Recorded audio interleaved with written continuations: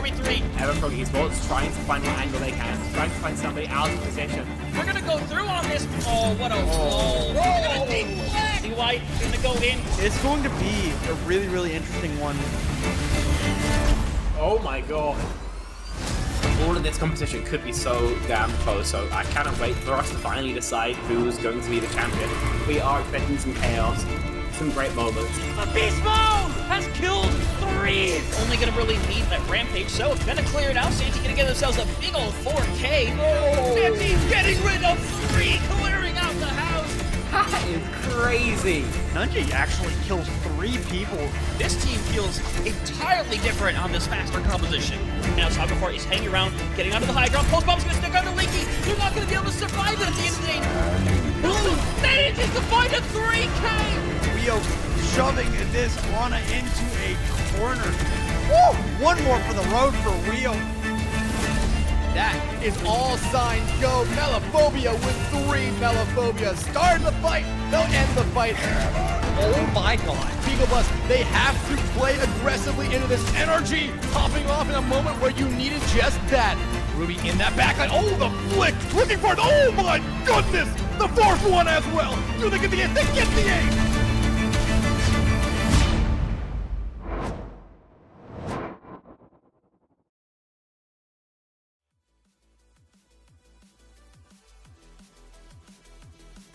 And once again, we are back with some more CGO Season 16 action. And as amazing as this season has been, we're starting to near the end as we are now covering our EU Masters Grand Finals today. We have Brigged Up and T4T, yet another rematch between these two here. They had faced off in round 1 into, I believe, winners finals, and now they are duking it out one more chance for T4T to get that win under their belt against pretty much what has been a kind of a bracket demon for the entirety of this playoff bracket for them. Yeah, Brigged Up has looked absolutely fantastic running their way through this upper bracket. I mean, they have looked good all season long for sure, but really locking in here in this playoffs. You can see from the scoreline in this upper bracket, Brigged Up have not dropped a single map in this playoffs so far. So it's a really big challenge here for T4T to come up against Brigged Up in this first of 4 grand finals, but I think that if any team can do it, T4T, who have solidly been that number 2 team throughout the season, definitely have the best shot at it. They for sure do, and at the end of the day, they did make their seed at the end of the day, right? That number 2 seed, if you get 2nd place here, you made it. You've done what you're supposed to do, you got your placement, and Brigged Up, again, as you said, have been looking so good. Back-to-back 3-0s, and I did misspeak. I didn't mean round 1. They had fought previously in the regular season. October, I believe, 24th was their first showcase, their first battle with one another. And again, Brigged Up took that as a 3-0 in their favor. But again, first of 4 is a lot more time to work with. You have a lot more opportunities to make those adjustments that you need in order to have T4T maybe get a little of a leg up against Brigged Up. And they've had their close calls with the number 1 seed. Now, with that being said, this is not the only grand finals happening today. We also have our other grand finals happening on the main stream. As you can see, this is CGL number 2. We have the main stream CGL Console Gaming League having another grand underway. Again, scheduled the exact same time. Is kind of funny, and we were able to get a product crew for y'all. So I'm just saying we got it all done. So if you want to go support, please have not just us, but also that stream on at the exact same time for those drops, those little loot boxes and extra awards from the Twitch drops. Now, finally, all that's out of the way, Rain. And you know we have some goodies, some good announcements in store before we get into our match. Now, I'd love to start things off first and foremost with the EU Masters Awards. And we're going to go in order here, right? We have voted in the manager spot here. The best manager in EU Masters voted for by the people. In the runner-up spot, we have Ravenge from DYS Spectre. And drumroll please, in that number 1 spot, we have Violet from Florida, they, them, taking the best manager achievement in EU Masters. You have to think that, having a solid manager is so important for any team, especially if you want to make it all the way through a season. CGL has been a pretty long season, so having that kind of mainstay that is keeping everybody on track, making sure everybody gets their scrim time in and their matches scheduled, super important role. So big congratulations to Violet from the Florida They Them for picking up that best manager of the season. That's super exciting. Now, on to another staff support role here for the teams. It's going to be the #1 coach for this EU Masters division. As the runner-up, we have Lime Wizard from Smile Anyways. And best coach for Season 16 here in EU Masters, gonna go out to Violet from Florida They Them. So kind of wearing 2 hats for this team, and apparently wearing them both very, very well.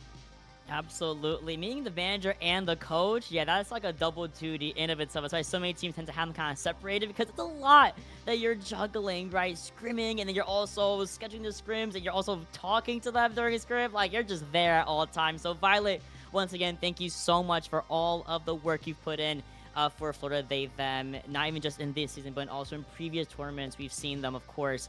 Now, we have a very special guest coming up on deck for our next award. Now, they don't know. They don't know. Shh, they don't know. So we're going to bring a very special somebody in here before we announce the winner of the rookie division. First, we have our runner-up. We'll talk about them real quick. We have Kay, again from Florida They Them, runner-up award for the rookie of the season for EU Masters. And now, let's get a very special somebody coming up on deck here. If we can get him into the VC. Oh, is that who I think it is? Hello.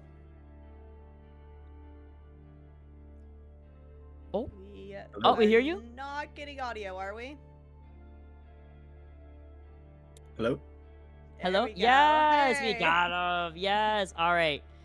Listen, you're like, what are they got me here for? I have a wonderful announcement just for you, bestie. And you have won the Best Rookie Award here for the EU Masters Division, Ken. How's it feel? To be honest, I didn't actually know why I was here, but I'll take the award. I'll take the award happily. We did our job. You're not supposed to know. Thank God. I had no Okay. idea. I just showed up. All right. Well, with that being said, I want to ask you a couple of questions real quick since you're already here. Best Rookie Award, right? What makes you think you kind of stood out to achieve this award, especially in such a hotly competitive tier like EU Masters? Sorry. I mean, there was some good teams on this. Yeah.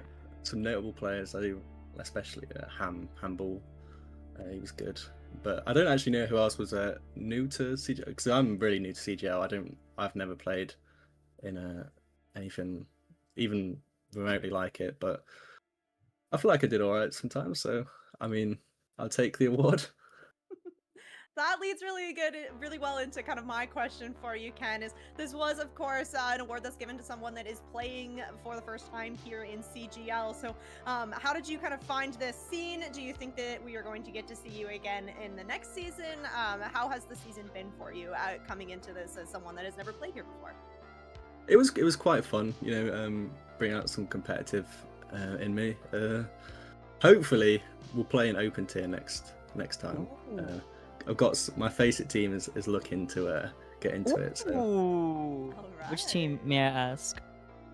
It's Dystopia Faceit open team. Okay. We're I'll doing see pretty you. well at the moment, so we're thinking of maybe going into CGL again. Amazing. We'll see. Yeah, absolutely. So with that being said, thank you so much for your time. Thank you so much for coming up on here and not knowing what's going on. And, you got a little surprise at the end. So that's kind of nice. And I can't wait to see you and your team in the open division next season. And you're free to head on down and celebrate a little bit with your team here. Yeah, thank you. Appreciate it. Of course. Oh, I love it. I love getting to hear from people that are new to CGL. It's such a great league to kind of come into for the first time, and hearing from Ken as well, where this was this was their first time at all kind of competing in a competitive environment. So super awesome that they got to come here to CGL to make that happen.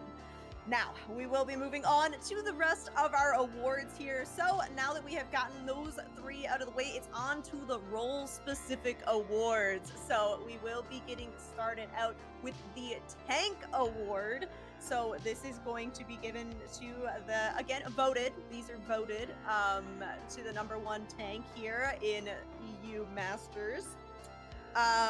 We have the runner-up for this tank position going to be Calypso from Smile Anyway. So congratulations to our runner-up for that. And really interestingly, we actually had a tie here for the best tank of EU Masters in Season 16.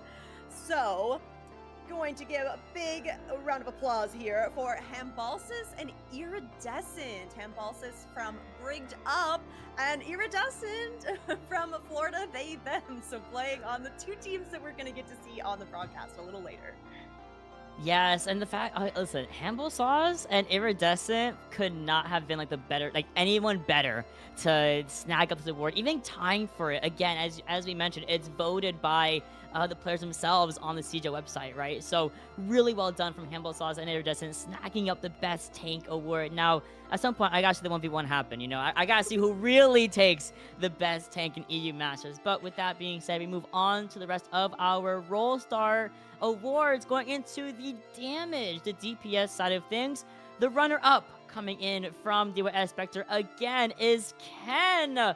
Once more, snagging that right again. And then the winner, overtaking Ken in the vote, is K from Florida They Them. Really, Florida They Them kind of sweeping wherever they possibly can in these awards. But congratulations to not only Ken, but especially K.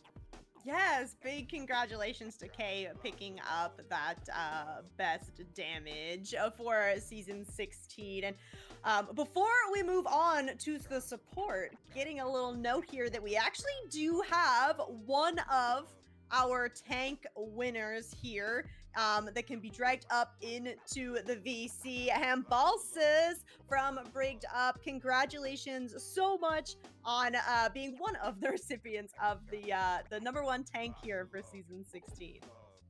Yes, thank you very much. Amazing. So you have been tied here with Iridescent, so you know, playing for Florida They Them. So how are you coming into this next match, kind of knowing that you and the other tank have both been kind of nominated and awarded as the best tanks here in this season? I'm feeling pretty confident we can win. Like, we've beaten them 3 times so far. Surely a 4th time will occur now.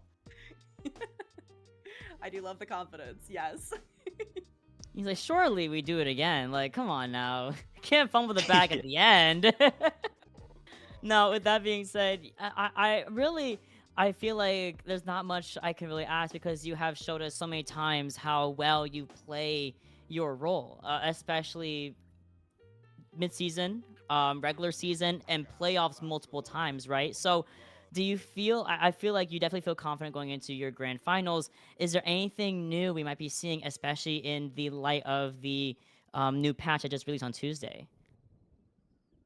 I'm gonna be honest, I don't think the meta has changed that much, so I think we'll be kinda playing the same thing. And the patch is only very recent, so I think we'll stick to what we're good on for now. But I think we'll manage regardless. I'm the unbiased caster. I have to be. But I'm wishing you all the luck, as much love as I possibly can. All the love, all the luck to you guys as you go into this grand finals. And we'll see you guys in a little bit once you wrap up the rest of the awards, okay? Thank you very much. No problem. Have a good one. See you later. All right, that was Hambalsis. Best tank, one of the best tanks there for EU Masters. As we now will move on to our last role category here. It is going to be the support role, that backline of any team. We need to know who won this one. First, we do have 2 runner-ups here. So again, this was a tie position for the runner-up for support. We have Bipolar Bear from Plate Group, and we have Tommy from T4T. So congratulations to both those runner-ups. number 1 support here in EU Masters is going to go over to Possum from the Florida They Them. So big congratulations to Possum for being named that number 1 support here for Season 16. Wonderfully done. And we're about to round out the rest of our awards. Only 2 remain. And the upcoming one is the, uncontested MVP of the season. Arguably the second best award you can get in CGL. The next one is the real important one. You'll see what's going to be in a second.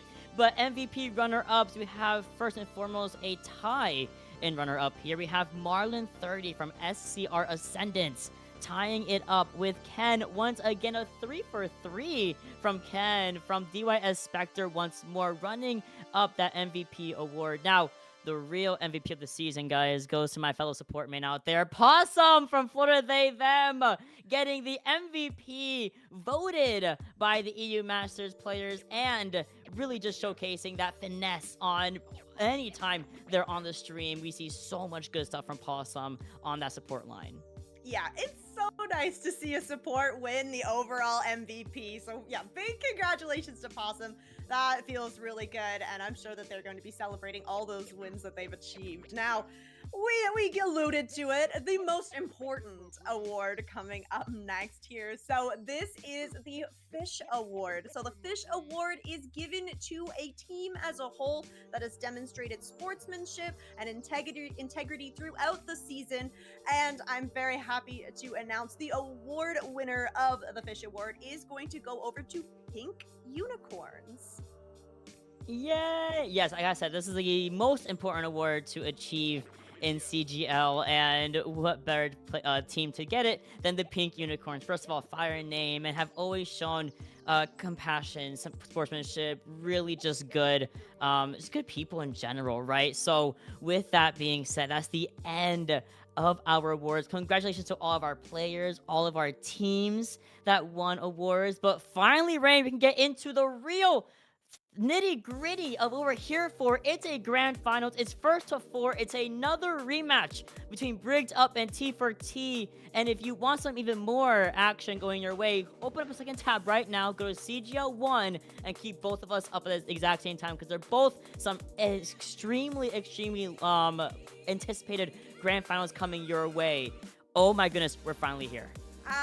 This is it. So we've kind of alluded to this, and we actually did get to hear from Hambalsis as well, kind of mentioning that these two teams have gone up against each other 3 times already. Once in the regular season in that mid-season tournament, and then again in the playoffs, being sent down here to that lower bracket. T4T looking for a little bit of revenge. Will 4th time be the charm? We're gonna have to wait and find out here. T4T have definitely had a whole lot of time to kind of learn as they go. So if they are able to kind of apply that here and now, that's where they might be able to finally come out with a win against Brigged Up. Yeah, and listen, Brigged Up know what they want to do. They know how they want to play. We already got a little bit of an insight from Hambo's house, as you mentioned, that they're not going to change things up all that often. The patch notes are still very fresh. Metas haven't, arguably, I do agree with him. Metas is likely not going to shift too much, especially with the lack of nerfs to Zarya, to Symmetra, for example, to Beam heroes that are really getting a lot of value as of late. So I do kind of agree that both Brigged Up and T4T may not really default to any new tanks. We're probably going to see Ramatra, Zarya, D.Va come back, even maybe the Humble Ball here and there. We can also see the DPS line maybe not really move that much from the goalpost. It's still gonna be your Genjis, your Sojourners, your Tracers getting value. Your backliners are likely gonna be, the Kirikos of the world, maybe with a little Lucio, a little Wu Yang here and there. So it really could go either way, because T4T, I've casted, I think, almost every single time they've gone together. T4T is always like this close. Like every single map, it's like this close. And they just need to go over that hurdle. And this might be where, it has to be, where they get over that hurdle. This is it, right? I mean, they faced up against each other 3 times. It was only in the mid-season that T4T was able to even get a map off of Brigged Up. So they've been close though, right? Even in that winner's round that we just got to see last week where T4T got sent down here. It was that 3-0, but some of those were so close. I'm thinking especially King's Row, where T4T really kind of picked up steam there, made Brigged Up kind of sweat a little bit. So I think that if you kind of can build off of that, if you're T4T, should be able to kind of put some things together here to try and get the victory, take this all the way, because you're coming off the back of a clean 3-0 in that lower round finals against SCR Ascendant. So T4T do feel like they have built a little bit of momentum coming into this series. Oh, 100%. And at the very least, they also have a really good map to start things off on. Lijiang Tower, give me where we start off our first of 4 best of 7. That's a lot of maps. Best of 7 here. Lijiang Tower, really good for a lot of teams. It's kind of like the King's Row of Control, arguably, right? Everyone knows how to play it. They have their set comps for it. And I believe these guys have met multiple times at Lijiang before, so they should be very familiar with each other's preferred comps, play styles, and habits. Yes, that is so true. Lijiang, because everybody's playing on it, everybody is doing essentially the same thing. Like Handballs has said, Brigged Up probably not going to change a whole lot, so I'm anticipating that we are probably going to be seeing some of that brawl style coming into Lijiang Tower, some rush potentially. I know that T4T like to sometimes run that Symmetra. I think that she can be played really fantastically here on Lijiang, but that is where kind of this next layer of things is going to tie in, where we are going to have those hero bans coming in. And like you said, because Lijiang Tower is so well versed for every team, this is where you can really throw a wrench into teams' plans with these hero bans. Yeah, for sure. And Lijiang Tower, I think, is one of the best places to start things off on a ban, because you can either go for bans that are more map specific, you know, your Faras, your Maze, your, you know, stuff like that, that really do well on Lijiang Tower. But again, these are just so well versed with one another that they know, okay, this player plays this Cassidy a little bit too well. So Brigged Up are going to be able to take the Cassidy out of the equation, mitigating the use of that hinder nade, not going to be able to really be peppered down by that damage over time of the piercing effect. So that's really nice that Brigged Up don't really need to worry about, as now T4T are on the hot seat. Is it a tank or support? We'll find out soon enough. Ooh, it's going to be the tank. Yeah, taking the Wrecking Ball out of the equation here. Pretty heavy-hitting tank ban coming out early here. The Wrecking Ball, very strong, and I know that Handballs has a really strong Wrecking Ball. So taking this out, this is T4T trying to set themselves up to just get this map win right away, try and build up some momentum, not necessarily holding on to some of these really, really strong bans, because you might not get a chance to kind of use those if you don't start out with a few wins here. So cast ban coming out, the ball ban, you know, anticipation that that Wrecking Ball going to be making an appearance on Garden, on Night Market, probably not Control Center, but you never know. So now I'm thinking that this is pushing us even harder towards those kind of more brawl compositions with that Lucio backline. Oh yeah, Lucio Czar, the Ramatra Czar Reaper Lucio. Like, these are comps that we've been seeing for a good minute now, especially post, not the recent patch, but the one previous. And she has really just overtaken the meta more than we ever anticipated, and she can still do so. Again, with the lack of real nerfs going her way in the most recent patch, really just kind of seeing some adjustments moreover. In fact, they're actually more keen on nerfing Freya, which is also a character that both teams, I believe, have played in the past and have shown really good prowess with her. But now that we're loading into Garden, excuse me, this is a really good open map for a dive. Now, without ball, right? But you still have D.Va at your disposal. You still have Winston. But as you mentioned, looks like we are going to see some brawl come through, but with slightly different alterations. Oh, no. Whoa, no. Put it away. Let's put it away. I forgot. This could be your emote in the Blizzard store. No! You got, come on, chat. You know you really want it. Allegedly, he says the words as well. I'm not gonna say it, but y'all know what he's saying. So we get ready to head out here. It is gonna be Symmetras for both teams here, looking to just get that TP out, then the swap over, Shadowy over onto the Reaper, and then over on to the Sojourn here. So still gonna have that Reaper Soj for the DPS here. Interesting, it's gonna be this Zarya versus Ramatra. So Brigged Up gonna have a little bit more sustain in these longer fights. Ooh, Hamilton's kind of getting pincered out though. The left side, he has a Reaper on him. Then the right side, he has a Zarya full charge at him, of course, in the name of Rose. But Shadowy once more, again, a CGO, you know, one of our very own, does find the first elimination on the deck here, and then Tommy, as always, is always on that Lucio. Gonna find these environmental kills, forcing out Suzu, forcing out cooldowns at the Swift Step as well from the side of T4T. Now, as we say that, Rose kind of uncontested on that Zarya. Oh, I'm getting confused because the colors are backwards again, Rain! Oh, they got the point first! the kill feed bug. No, the bane of every caster here. This is gonna be so fun in this best of 7. As okay, it is gonna be T4T picking up the percentage first here. This is really good for them. Rose on the Zarya. You want to be able to kind of cycle through these engagements. You go for the first engage, you build up a little bit of charge, and then you go for the hard commit here. So being in control of the point gives you a little bit more freedom to do those cycles. Yeah, for sure. And now it's T4T with about 36% to their name. Tommy once more getting that first pick onto Mikey. Really well done. But we lose the objective in the meantime, and Tommy once again finding the mirror match. I mean, this is the Tommy shot. I want to see how many kills Tommy has by the end of this round, and they're all purely from environmentals. We see Mikey actually go off and go to these Freya instead here. Ooh, yeah, okay. It doesn't want to get thrown off the edge anymore. The Freya's gonna have at least a little bit of verticality here to try and survive these boops from Tommy, who doesn't even have the perk yet for the extended boop. Tommy is just finding the timing really well, as Brigged is gonna rotate around the back here. I like this for them. You have Hembalsis on this Ramadra. You nearly have the Blossom online as well, but T4T have a lot of ults coming up soon as well if they can just hold on a little longer. Oh, they're trying to get Panarchman at the same time, but unable to find the connection. Instead, what's going to be walking in is this Death Blossom from Shadowy. Has always gotten so much value, so much eliminations on deck here for the Reaper, and Brigged are able to find the objective with only using 2 of their ultimates, basically mitigating that window we had seen from Bluey for a split second. Yeah, that was a fantastic push there from Brigged Up. Taking the White Room, you have the Kitsune Rush ready to go. Explode onto point with that Blossom. Fantastic combo. Now you have the Annihilation and the beat for the side of Brigged Up to sustain through this next fight.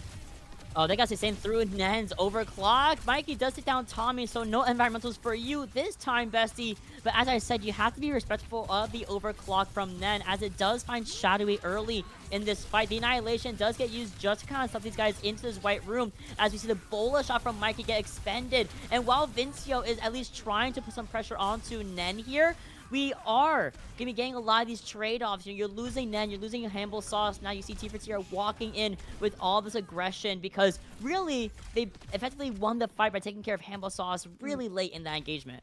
Yeah, and Vincio wasn't able to stay alive long enough to get that beat off. So Tommy using the beat kind of mid-fight, really securing that for T4T. And you still hold on to some really big ultimates for T4T as you're coming into kind of last fight territory. You have the window, you have the grab, and you're going to have this Death Blossom. You really want to bait Brigged Up to take a fight on the point so you can get the most value from these.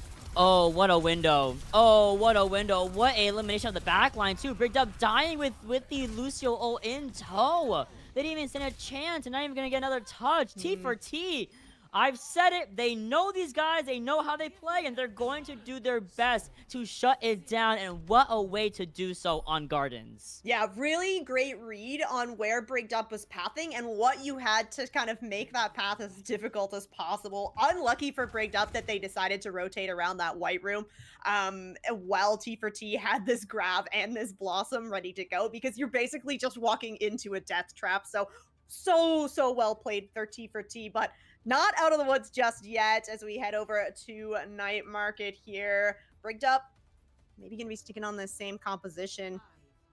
Might get a little bit more value here, forcing a fight more so on the point. You don't have necessarily that wide open space of the courtyard to work with. It's a TP out from both. Gonna be the same swap over, so no changes in composition here as both teams opting to just position themselves towards this point. Yo, I love that Hembo does not care about charging to Zarya, because guess what? While we're in the front line charging at Rose here, the rest of the team has found a way to circle around and circumvent the entirety of T4T's backline and just kill everybody while Hembo was running down Rose. T4T does get at least one in the favor of getting rid of, or losing Tommy, unfortunately. Sorry. Again, the bug. Please, don't care me. Please care me. Right? We need all the help we can get here. I like the patience from Brigged Up. T4T immediately kind of beelined towards the point there, which did not work out for them in the end, because you just have Mikey and Handball Sauce kind of raining in damage from the angles here, and that allowed Brigged Up to, let the point kind of go a little bit in the favor of T4T initially, but then you just come back and swing it. Oh, beautiful. Handball Sauce finding not one, but two. Doing a little side swap there in the kill feed. But either way, the results are reigning true for Brigged Up as they are up at least 3 people. Beautifully done from Brigged Up. Now they're at 30%. They're going to be having this continued rush and bullet shot pretty much in the back pocket here. We are going to see Rose swap over onto the Ramatra, try and match this front line. Having Bluey on this Baptiste is going to give you a lot of frontline presence as well, but you're not necessarily going to have the same utility that you would if it was the Kiriko. Horseboy nearly built up to this Kitsune rush. This is great for Brigged Up, where you're still in control, passing that 50% here. You're looking to just try and build up some of these ultimates and send T4T back to spawn. Oh no, but they're not going to have Bluey in this fight here. T4T are really just overly relying on just Lucio healing, and Tommy may be the GOAT on Lucio, but can't do it all alone. They have to go for a quick reset, and they do, thankfully, as Nen now goes over to Symmetra instead. Ooh, I like this. T4T is going to try to just avoid all of this spam damage that is coming in from Brigged Up and just get a TP onto the point. But there's a lot of ultimates here for Brigged Up to kind of respond with, so T4T is really going to have to be playing for the next fight, not really this one. Ooh, Annihilation, though. You know this is usually a kicker for a lot of teams, and whoa, that's... Okay, guys. The area has been cleared. You're dead. But the area has been cleared. Trust me. We did not have these Annihilation and Blossom and Kitsune Rush. This is big for T4T if they can get a touch, but in 95%, we do have Panarchism over on the Tracer that's going to try and get their foot on the point. Ooh, they will manage to trigger the overtime. Ooh, they didn't scout that TP, and Tommy comes in with a Sound Barrier. It doesn't reach Panarchism or Bluey, but it doesn't matter because Rose is locked right back in. There's a lot of trade-off back and forth. If you lose Nen and Tommy, and Vincio is also out of the way, but no one's dealing with Shadowy effectively enough. He's just able to walk on everybody. 1, 2, 3, shotgun, and we're going to round number 3, which arguably is going to be the most tilting of the 3 rounds. Control Center is coming up, and that is Brawl City. Yeah, and Brigged Up have looked really, really good on this Brawl comp. I think that on Garden, they were struggling a little bit because T4T was doing a great job kind of controlling the angles, where Garden has a lot more angles to kind of work with. As we move into Night Market, a little bit fewer, and as we head into Control Center, it's going to be even fewer. It's really going to be the pressure on these tanks to kind of just create the space so your DPS can work behind you. This is looking at like a front-to-back situation, so I'm expecting that we're going to see still this Ramatra composition from Brigged Up. It's worked really well here. Shadowy over on the sim, probably just for this TP out. T4T, okay, hovering a very fascinating composition right now, and I mean, they are walking out of spawn with this, so we are going to have the Mei Bastion, the Sigma as well. So T4T, this is a lot of spam potential. You just need to try and stay far enough back that you're not going to get hammered down by this Ramatra. No. This is the making things up comp, and I'm all about it because Rose knows. She's like, hold on. Sig got a really good damage buff. 25 damage, by the way, instead of 15 with the primary fire. And that's why you kind of see everyone really getting super spammed out, as you mentioned. And the damage output is just insane for her to use. On top of that, Nen and Panarchism, they're going to have that wall, and they're going to have Bastion turret form. Yeah, Brigged need to kind of rethink things a little bit here.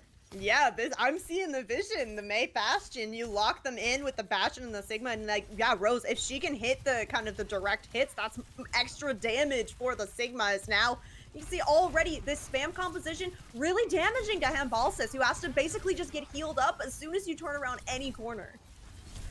I mean, look at this. They're trying to go through this little itty-bitty stairway here, the small corridor, and this Sigma is just able to poke so much damage into Brigged Up. Now, with that being said, the window does get expended from Bluey. In this case, basically, Handball Sauce was lifted up into the air as a free target for T4T to utilize and target, and really target prioritize. T4T looking fantastic, almost nearing that 50% completion of the objective. And I mean, again, Brigged Up need to find a different way to attack this.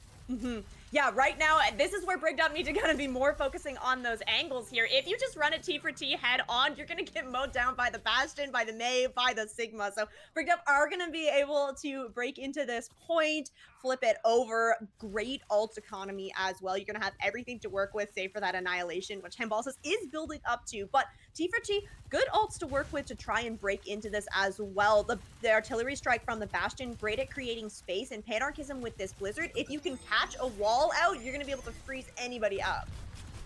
Oh, I love this. Okay, we do see the artillery cannon come through from Nen, unable to find any targets or even bait out anything super insane.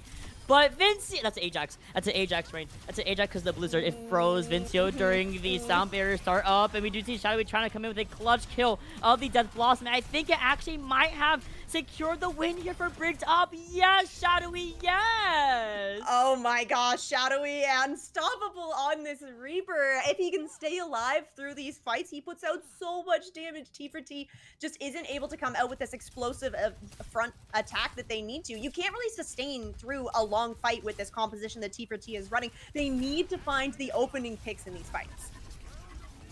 Now we have Brigged Up already lapping in percentage here over the 60% marker, and now they have the advantage. They're going to walk in with Annihilation in this small room, and no one can escape the clutches of Hamble Sauce. Not even the May Freeze is enough to stop the forces of Hamble and Shadowy working in tandem with one another like two peas in a pod, like PB and J. It's so terrifying. What a combination is. Shadowy is actually lurking in a corner right now. Doesn't have the ults to work with, but it's all about controlling these angles against T4T. And taking resources. Taking away that Mega Pack is fantastic, but Mikey is already set up with this overclock. Does find Nen in the meantime. We also lose out on our backline. Horsepoint and Vince are no longer in the engagement, but it's just Rose and Bluey who are on the objective, and we're not even able to expend the window. We're not able to get the touch in time. I think Nen is trying to go for it, but as we mentioned, Shadowy is right in their area, just stalking it out, getting that Death Blossom procced up, and Brigged Up with a 1 point on the board here. But T4T did not go down without a fight. No, and I love the creativity that we got to see out of T4T, right? The Bastion, May, Sigma. I don't know that we'll get to see that again anytime soon. So getting to see a little taste of it and seeing how they wanted to kind of run into this Ramatra composition, definitely a nice attempt here. Gonna need a little bit more to try and find the win against a team that's as strong as Brigged Up, but showing this understanding that T4T has come across Brigged Up so many times. You know that they're going to be playing that Ramatra composition. You know that they're really favoring this brawl and that they're very good at it. So trying to find a way to kind of tear down this brawl to make some space for your team. I like the attempt, and if they can keep up this creativity, they might be able to catch Brigged Up off guard. Oh yeah, we brought a Sigma. I was like, hold on, we know what we're doing. We know what we're doing. Like, we know Sigma got buffed. Bastion also got a slight buff to his fire rate, I believe. Just a lot of really good stuff. May is a really good way to isolate targets like Hamble Sauce and Ramatra, the sun. So it's like they have a lot of really good ideas starting to, and also using having good ideas, but and also using the cover of a new patch with them instead of against them. So with T4T now, the ones in the hot seat, you know, having to choose the next map and also having the advantage of the first ban here, they might want to start targeting maybe that Reaper, maybe even a Zarya, just kind of mitigate the possibility that Reaper getting any more value, or a Ramatra. Anything like that might actually work really well, especially in the context of, like, let's say we go Flashpoint, let's say we go push, right? So that's kind of where my thinking is if I'm T4T. I agree. I think that those would be some pretty hard-hitting bans. I think that maybe my thing when it comes to if you get the map pick and the ban pick is that you might want to pick a map so that you can hold on to one of those stronger bans for a little bit later on. So I think that if you're T4T, maybe don't go for the Ramatra ban right away. You can maybe send us to a map where it'd be a little bit harder to at least run that Ramatra. I think the Reaper ban, they definitely have to be thinking about it. Shadowy has been so scary on that Reaper, not just this series, but like every series. So knowing that that's a really strong contender, and Reaper maybe a little bit harder to kind of ban out maps specifically. Like, yeah, there's some pretty like dive focused maps or like those long range maps where it's going to be a little bit tougher, but you know, a Reaper that is as strong as Shadowy and a team that is as flexible as Brigged Up, you can work around these compositions pretty easily. So T4T in control now, and a lot for them to kind of consider about map type, because we won't be able to go control, but you have everything else still on the table now. Exactly, and you can also force different compositions, especially on maps that really inspire or support. Oh my god, I'm turning a whole. You are I'm turning my wall. Thank you so much. It's the skincare. No, but in all seriousness, like, well, it'll go away, but. You know, they could absolutely go to a map that really supports a dive or a poke. We can go a Circuit Royale and really force that Sigma to be played, and maybe ban out Ramatra, force a Sigma mirror in its entirety, or you'll see Brigged Up goes like Orisa and call it a day. Like, it is what it is, right? But that could also be a really valid option that T4T might want to aim towards, and that's really the way that Rose was playing that Sigma, I mean, she came out with a lot of aggression on round number 3 on Sigma of all things. Got like the first pick, and we were like, oh, we're chilling. Let's keep it moving.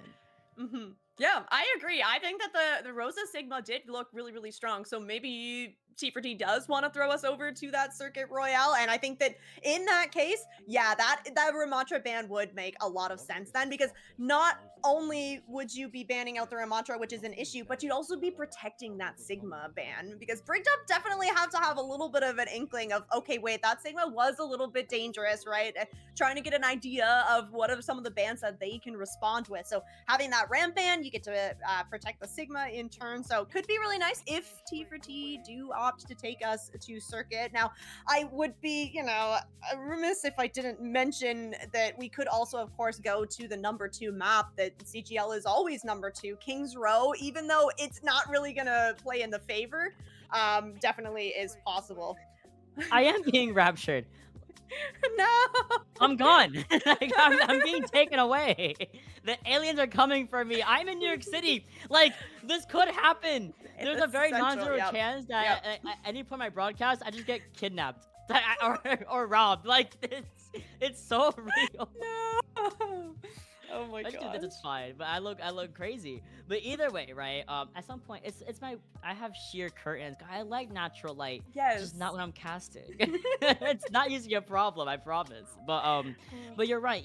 Like it's a really, if we want to go either Circuit Royale or Kings Row, thankfully they're 2 separate map modes, right? So we could see that be an option. But we do have our map selected, and we are gonna see. I believe we said Saravasa, right? I hope so. Ooh. Oh no, we say Blizzard Road. Blizzard. What am I we hearing? We are like. I'm being really raptured, shaky. not too much. I'm being raptured. I can't hear anything. And this is kind of shocking to me, only in that nobody seems to ever pick Blizzard World. But from a gameplay standpoint, I think the Blizzard World makes a whole lot of sense. It's going to be a little bit harder to kind of run this brawl composition on Blizzard World for Brigged Up. Definitely not impossible. But not only do T4T have the option to potentially run this Sigma, where you have a lot of long range, there's the poke potential, you could also move over onto kind of a dive composition as well. So I think Blizzard World opens up a lot of opportunities comp-wise for both of these teams. Oh, absolutely. And you're right. You mentioned, no one really ever chooses Blizzard World, especially when given the option of a hybrid map. And this is, they're so smart. I actually, I can't even fathom how smart T4T is for this. They're taking away hybrid from Brigged Up in the event that T4T does win this map. And even if they lost it, yeah, now you still don't have Kings Row, even if we go to map 4, map 5, which I believe will kind of force a couple. I think map 5 will force a repeat, if not map 6 force a repeat, right? So this is really smart from T4T to make sure Kings Row as a standard brawl map is just not in Brigged Up's rotation here, and they're forced to play a little bit more of a dive, or even a poke can also kind of work here to an extent, especially first objective. And I think T4T had that same mindset we're talking about, the same game plan from Circuit, just translated over to Blizzard World. Yeah, that's exactly it. They have the opportunity to pretty much do more or less the same thing. I love the call out as well that now we can't go to Kings Row. That's so smart. You're so right. T4T with that first ban, taking the Kiriko out of the mix. So definitely a pretty strong support right now. Not having that Kiriko makes me wonder if we are going to get to see some Brig Ana here. We do, once upon a time, we got to see them a little bit on Blizzard World. I love me a good Brig Ana. With the Kiriko ban, that's going to open up, either open up or shorten a little bit of the flexibility of the backline, right? Because you can go back Lucio again, you can go Ana Brig, you can go Juno Brig. I will say, notably, Sigma banned out here. I think Brigged Up kind of had a peek into the game plan from T4T, but if T4T, again, these guys are Masters players, they're very intelligent. I think T4T were okay with them burning a Sigma ban in the event that, let's say T4T loses this, we go Circuit, and I have Sigma no matter what. It's a very multi-layer plan that I'm hoping is what T4T was looking for here. Yeah, these are 2 pretty good bans. I have to wonder if T4T now not gonna have that Sigma, if we are going to end up on maybe a dive composition. I feel like from Rose, we've more so seen her play kind of still more brawly kind of tanks, like the Zarya, even some Junker Queen on some of the Flashpoint maps. So we'll see what they're going to opt for here. Is it going to be Brigged Up over on the defense first? Hampalsis is over on this Diva. Ooh, okay, no Kiriko in the mix, so we are going to have that Bap Wuyang backline here. Pretty strong on the defense. Both of those support heroes are going to be able to put a whole lot of damage out, as well as the utility could really help Brigged Up on this defense, but there's so many choke points to just spam at. Yeah, for sure. And we also have, this Hazard, and we do have the prediction of the Honor Break coming in from Bluey and Tommy on T4T's side. I love Nen now on this Freya, and Mikey might have to mirror it at some point, depending on how well Nen does play the character and really poke out that high ground that you can see Mikey trying to stabilize on. Shadowy on the one Venture character, not Vendetta, as Vendetta is not allowed in this Grand Finals, unfortunately, but next season, we're going to see my Italian Queen come out. Venture instead from Shadowy, we know that Shadowy loves to play his character, really good disruptor, especially in the context of that Ana and Brig backline that we are seeing Brigged Up want to take down. But what an engagement from Rose, already coming with a dive onto that high ground and forcing the retreat of Brigged Up by just a simple matter of the jagged wall, and then using that slash to force these guys back towards that back to area of the high ground and of the objective. T4T now set up on the approach on this high ground, and they're looking towards that right side to poke out on. Brigged Up, though, as long as they continue to stabilize, they should be able to build a couple of things up in their favor. Yeah, and trying to get this positioning as well. T4T really want to have Tommy and Bluey set up on that high ground, but losing Rose means that your push forward has been at least just slowed a little bit here. Nice little trade out onto Shadowy from Nen. T4T need to stabilize now. Rose will be able to get back into this fight faster than Shadowy, so it's an opening for T4T to try and push forward and gain a little bit of space here. We can see them just kind of poking, prodding, waiting for some utility to come online, like the rotation from Bluey. When you have this on a Brig backline, you really want to try and get some anti-needs in onto Brigged Up, but Himbalsis on this D.Va is going to be able to deny a whole lot of that, so you got to find the opening if you're Bluey. Yeah, they really do, and T4T are struggling a little bit here. Thankfully, Panarchism, she is able to get at least one, of course, taking care of Shadowy with lack of cooldown. That's one thing I did mention last time I did commentate these guys, is Shadowy tends to overinvest some of the Venture cooldowns a little bit too often, and someone like Panarchism on Tracer is so quick and so easily able to punish that, and Panarchism is going to continue this onslaught on that backline. But while Panarchism is doing all this work behind the scenes, Brigged Up stabilize easily with this extremely stable composition of the BAP and the Wuyang, and ult are also online here. Yeah, one tick on the board here for T4T on their attack. Nen is going to swap over on to the Genji. Brigged Up do have Shadowy that's over on the Tracer as well, but like you mentioned, Mod, ult's ready to go for Brigged Up. You're going to have the Tidal Blast from Vincio to kind of go over onto potentially Shadowy or Hambalsis. T4T working with this downpour from Rose. You want to build up this nano from Bluey as well to kind of sustain you through this, but trying to find the value from the downpour might be a little bit tricky. Brigged Up have a lot of really mobile characters. Oh, and speaking of mobile, you can see how quickly Vince was able to actually get out, and suddenly Rose finds herself in an overextended position and has the entirety of the team facing towards her. Thankfully, Bluey comes in with a beautiful nano boost onto Rose to keep her alive in the fight, but while that is all said and done and beautiful and all that jazz, Brigged Up are still in the fight, still getting bodies, getting kills, getting eliminations to continue this defensive hold for a next couple of seconds. Only under a minute left. Hambalsis gets a squish onto Panarchism suddenly, somehow. And we're also seeing T4T realize, okay, we need to back up here. We use a rally, we use nano, we use the pulse bomb, and nothing has really urged this tick to go any further than one bar. Yeah, both supports falling for T4T. That means it's going to be a longer kind of wait to get back into this next fight. With just over 30 seconds on the clock, there's one more opportunity here for T4T to try and capture this first point of Blizzard World. You still have the downpour ready to go from Rose, but like you mentioned, support ults were invested in that last fight, so you don't really have anything else to work with. And I mean, Hambalsis still has this bomb for the remake, and Horseboy has the window ready to go as well. This amplification matrix is going to be so good at zoning T4T off the point.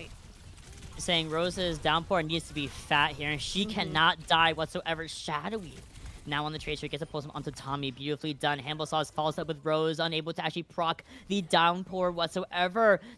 Of course, the bomb is going to be used just for the quick remake here in favor of Hamble. And you do see, Panarchism was trying to go for a sneaky touch on the right side, but is easily scouted out by the entirety of Brigged Up. So round one goes off without a hitch here for Brigged Up. All they did was allow T4T to get one point of the objective in their favor, 37% to be exact. So T4T do have a chance to win if they have an even better defense hold. Yeah, it's a lot. It's a lot to ask of T4T, but it's true. There is a chance here for a win on Blizzard World. Horseboy and Hambalsis, 0 deaths for the tank and for the Baptiste. So Brigged Up, definitely super strong defense there. And I think that they also, Brigged Up did a really good job of kind of punishing T4T as soon as they kind of went for these engagements. When you have this Brig and this Ana, if you don't have them set up in a spot where they're going to be safe for these engagements, that's when we're seeing these kind of backline trades come through. And between Hambalsis and Shadowy, always able to kind of pick apart these supports once Rose went in for her engagement, and T4T not able to kind of get the trades quick enough to have it be worth it, where they had kind of the closer spawn. So unfortunately for T4T, not quite able to get the setup so that they could get more than that 37%. But here on the defense, still going to be sticking with this Brig Ana. Rose over onto the Orisa here, though, and Panarchism's turn. She is going to go over on to the Venture, so should be fun to see Nen on the Cassidy as well, who was banned out in Lijiang, so we'll see what Nen can get done on that. For the attack, Brigged Up, cooking something here. We do have Mikey on the Widow with the Mercy Pocket, I'm assuming just to try and find an opening pick, maybe. Yeah, tries it and finds nothing. Now, Mikey and Vince are both swapping off to the Soj and Wu Yang, respectively here, right? So this is a really good comp here that Brigged Up had wonderful success on the defensive side. Now they have to make that magic happen on the attack. Rose, as you mentioned, is back and playing on this Orisa, and I love it. And Nen has remembered, wait, Cassie's not banned this time. I can play him, and I can get a nice elimination onto Shadowy. But as we get that opening, suddenly everything starts snowballing away from T4T as Brigged Up are losing out on, or excuse me, Brigged Up are able to take this advantage and take over the high ground away from T4T, who are down Cassie yet for a little bit longer. A little bit of silver character to come back to a fight here. You can see how much pressure Rose is forced to take as the backline is retreating to slightly safer positioning here, but Rose is still kind of fighting for her life. No cooldowns online, Javelin spin used, Javelin throw used, and Fortify, all of which are offline. And one tick is done, and it's a very, very quick cap here, as all you need is only about really 0.1%. There it is. We see Brigged Up with an easy overtake of the objective, and they're now 2-0 in this series. But again, first of 4, they're not quite at match point though. Not yet. There's still time to come back into things here, but yeah, that was a very, very quick attack there for Brigged Up just to get that little bit of percentage, and looking very, very comfortable even on this diva composition. We are traditionally kind of Brigged Up. We've been seeing a lot of that Ramatra from them, so a nice pivot over to play that diva comp instead, and I think that they did a really good job, not only on having a super solid defense, but you find the opening pick on T4T and you just flood forward onto the point. You get the small percentage that you need. So looking very strong here for Brigged Up, but T4T at least, yeah, not out of it. And you will get the map pick again at least. So you have something to work with at least for this third map. Circuit Royale. That's all I gotta say. Circuit Royale will solve everyone's problems. You don't have Brigged Up do not have the comfort of a Sigma ban because they burned it for Blizzard World, expecting Rose to have play the character on defense or attack, either one, right? I think when you can go the humble Sigma with a Soja or Cassidy with Panarchism back on that Tracer, I feel like that could also be a really good option for T4T. But sometimes there is like payload fatigue. I felt it before, where it's like back-to-back choosing Escort into Hybrid or vice versa is like, okay, I need a little me time. So maybe a flashpoint, maybe a push can also kind of be a breath of fresh air for T4T, especially as you know this isn't the match point quite yet. This is this is for match point for Brigged Up, but you're not going to lose if you lose this map once more. So having a little bit of a palette cleanser map like Flashpoint, or palette cleanser mode, excuse me, like Flashpoint might be really good for T4T to use here. Brigged Up though, again, looking really good, looking as solid as they did from the very first time these guys fought all the way to now in Grand Finals. Yeah, I agree. Brigged Up looking so strong that you have to be thinking, okay, the thing about running a control and then running a hybrid is that you've seen kind of the two main styles of points of map types that can be played in terms of the way that the flow of the map works. The control map wide open, very similar to Flashpoint, very similar to Push.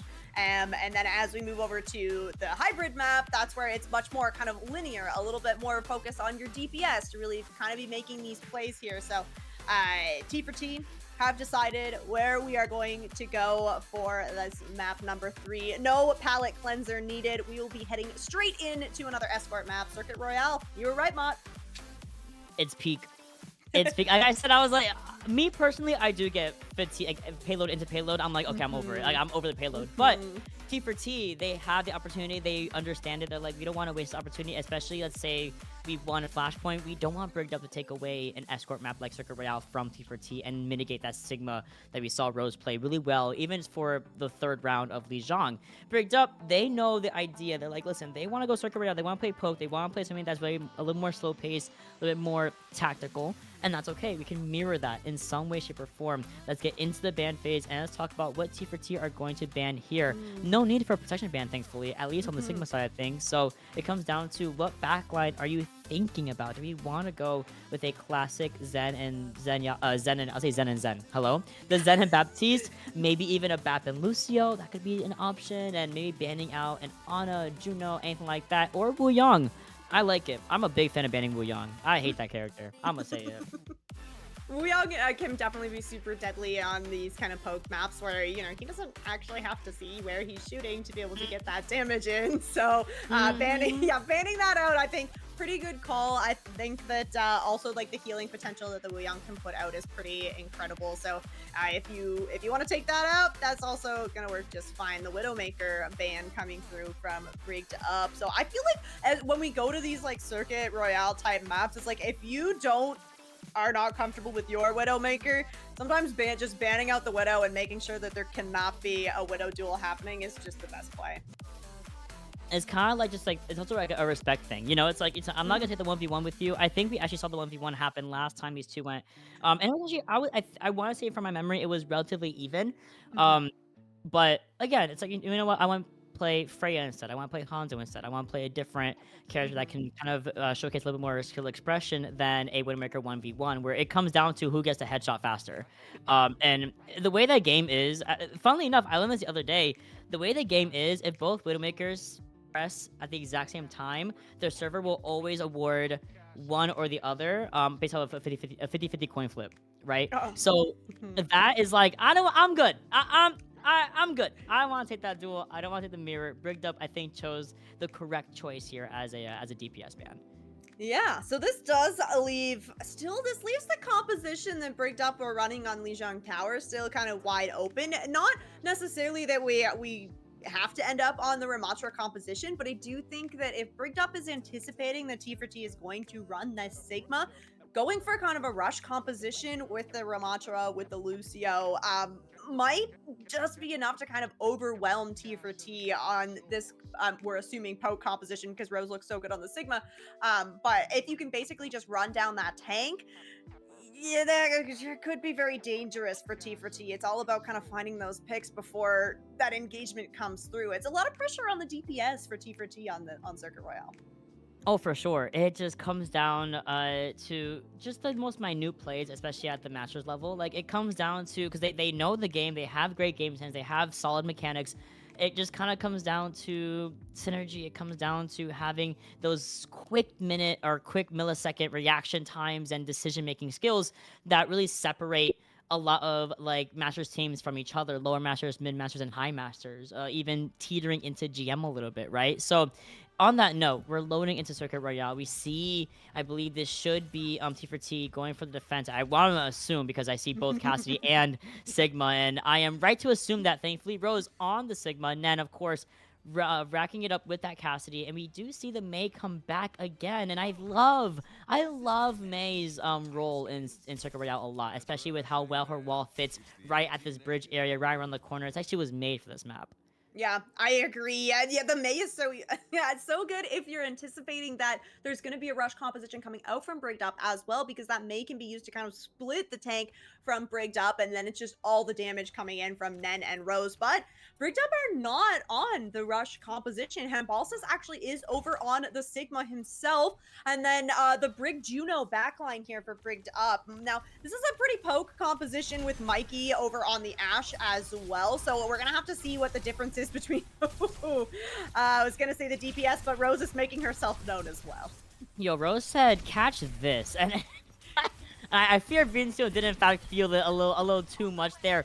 I love how forward the T4T is playing, though. They're playing in a very unconventional spot that a lot of teams are more uncomfortable playing these in that very tight-knit corner of the room on the right side. Now, Rose has rotated back over to the main area, the main corner here. Rock gets negated by the shield, and if you look at this, T4T now suddenly down 3 players as we have Mikey popping off with the Ashe. I feel like a character who has kind of become a little bit of an unsung hero in the last couple of weeks. Yeah, I agree. Seeing more and more Ashe, especially here on circuit, where we weren't necessarily seeing a whole lot of her before, because there isn't a whole lot of kind of high ground to really control. But what you can do is hit some really crazy dynamites with the Ashe, and we saw Mikey hit, I think it was at least 4 members of T4T, and then that's when you're getting this kind of DPS passive where you're just not able to get as much healing on to the people that are burning. No, they don't know. They don't know. They don't know that Shadowy's right there, but there goes Shadowy now burrowing and digging back, and the uprise, the exit from the ground is the finisher for Rose here, and she was completely unexpecting it. Unfortunately, that's just kind of the power of Ven, even after their nerf, I believe, to their adaptive shields after each ability. So with that being said, Brigged Up should get a first cap here, and about 5 minutes, 5 minutes for second point. Yeah, great time bank rolling into second, and you can see that everybody from Brigged Up is pushed forward, trying to get a little bit of space here. T4T do all have this forward spawn. Panarchism has moved over on to that Freya as well, so trying to help spam out Shadowy and Mikey a little bit.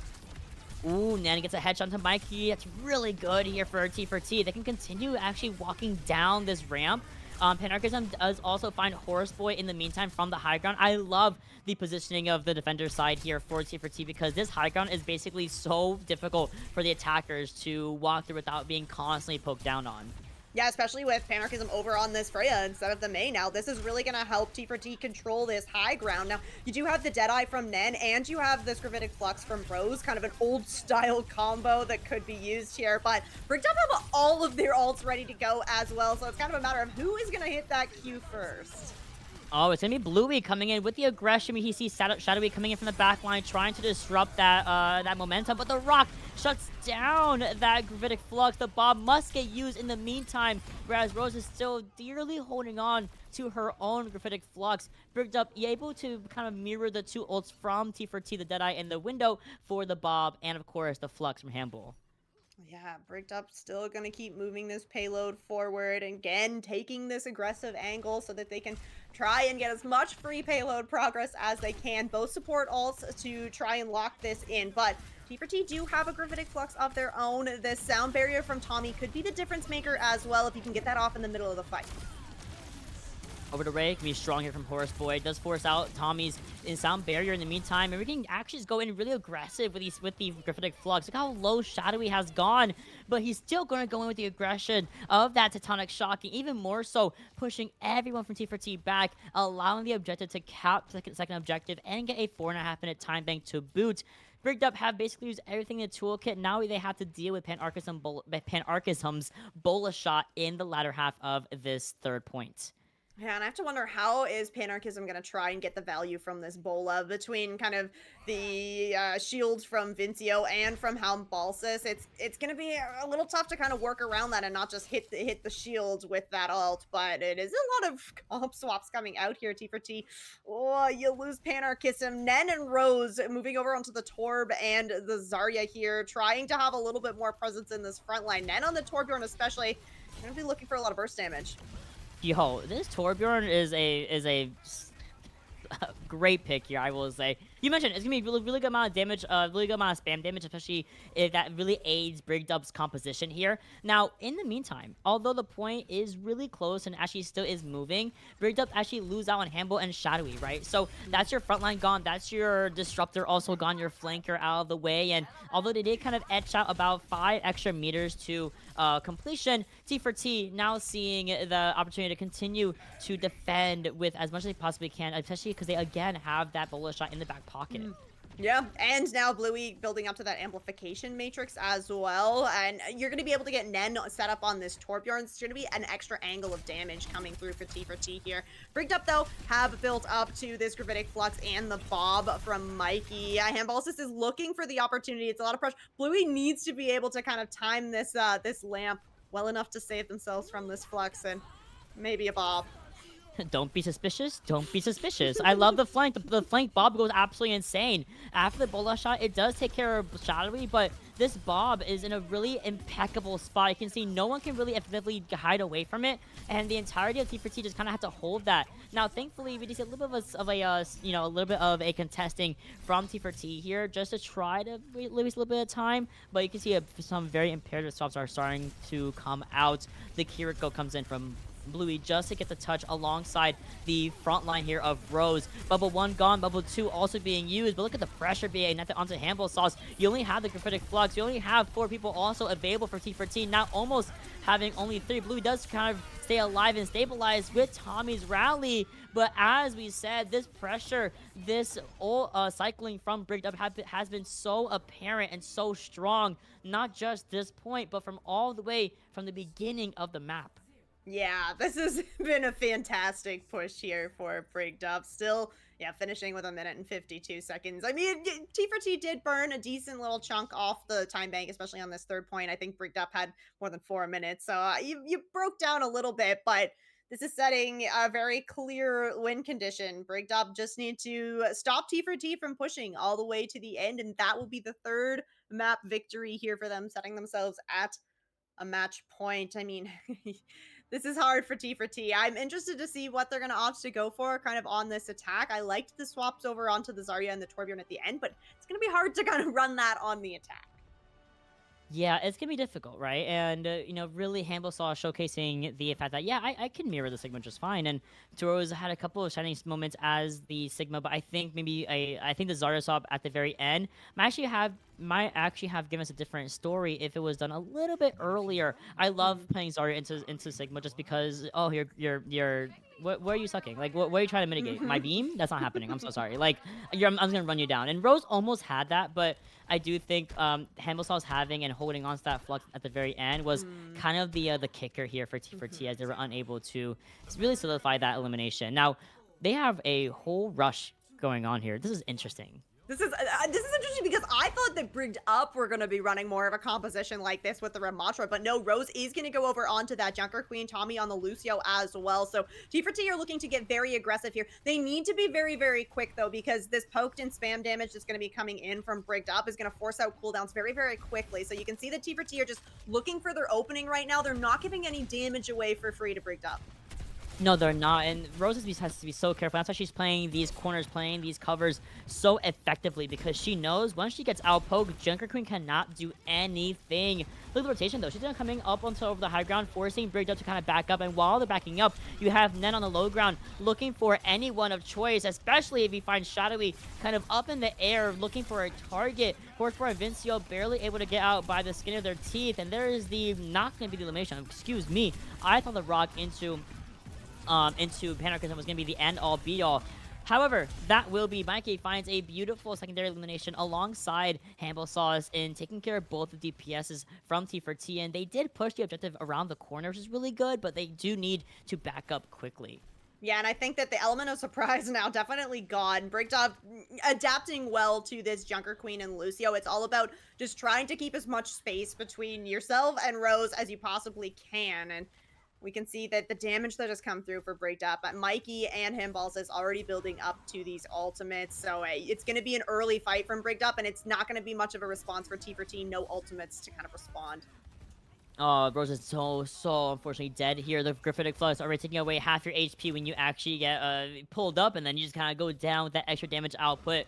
with that being said, only the Flux being used here from Brigged Up. They're going to have the Orbit Array coming up on deck, especially coming up as well is Nen's Deadeye. That could be a really good space-making ultimate, honestly. But again, they're taking a little sweet time here, waiting for the right approach. Yeah, and that's the thing. It's going to be good for making space, but you also need a little bit of space to work with where you're playing against this Ashe from Mikey that could just take your head off immediately. So T4T still need to do this kind of same song and dance where they need to play these corners, try and make these rotations around, and take this high ground away from Brigged Up.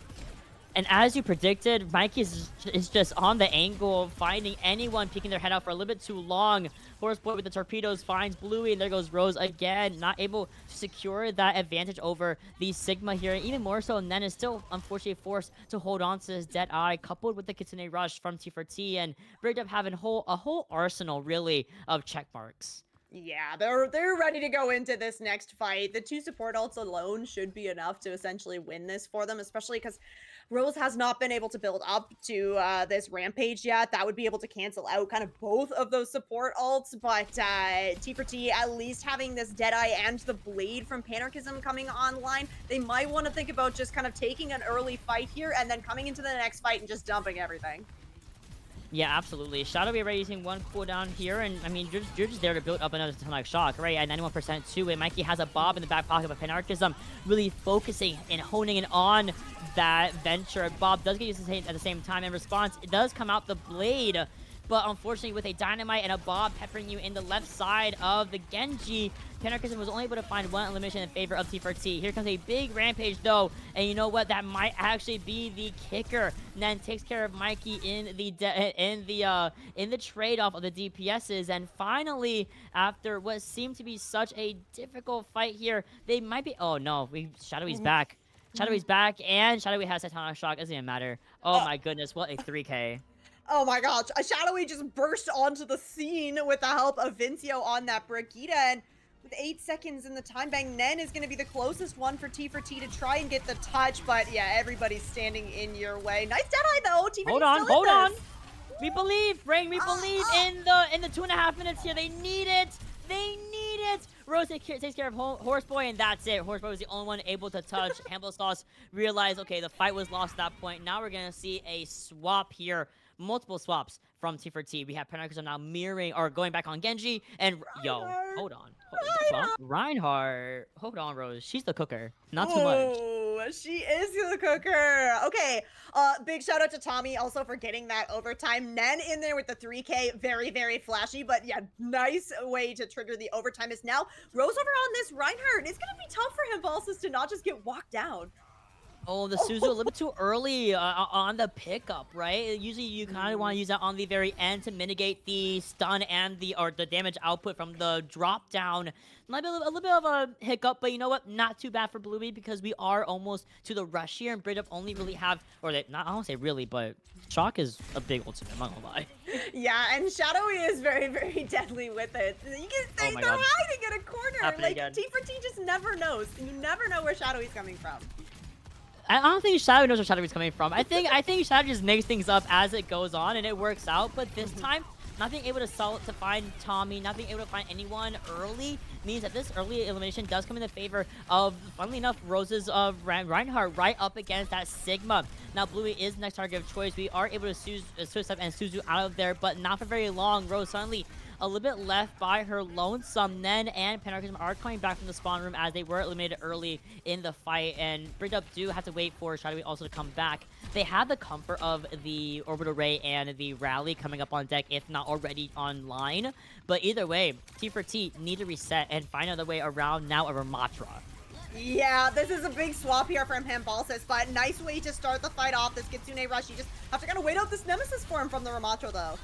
You know, no, Rose is not weighing nothing. Rose is in there, and Rose is dead. That, unfortunately, yeah, Nemesis form, what a really good way to kind of really shut down a Reinhardt, an over-aggressive Reinhardt like that. But either way, T4T is going to be a hell of a touch, but they can make it happen. Tommy has done it once before, and Blue's going to get a little bit of a later respawn than everyone else. But if Tommy can get there in time on the Lucio and Rose gets a fat shatter, Brigged Up might not even have a chance to proc the Bob or the Orbit Array. Yeah, T4T seems to be like really thriving in these kind of chaotic fights here, so this is going to be an opportunity for them to come into this, but they have to walk through this stairs, so it's very telegraphed. Brigged Up know where they're coming from.